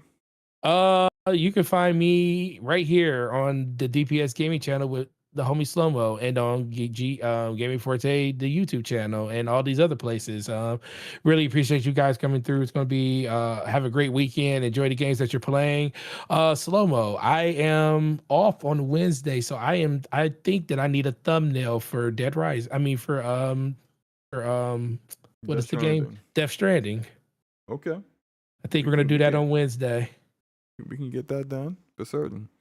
So Um, definitely stream that on the DPS channel either Tuesday or Wednesday next week, but one of those days because I'm off both. But Okay. with that, appreciate you guys, and you guys have a great week.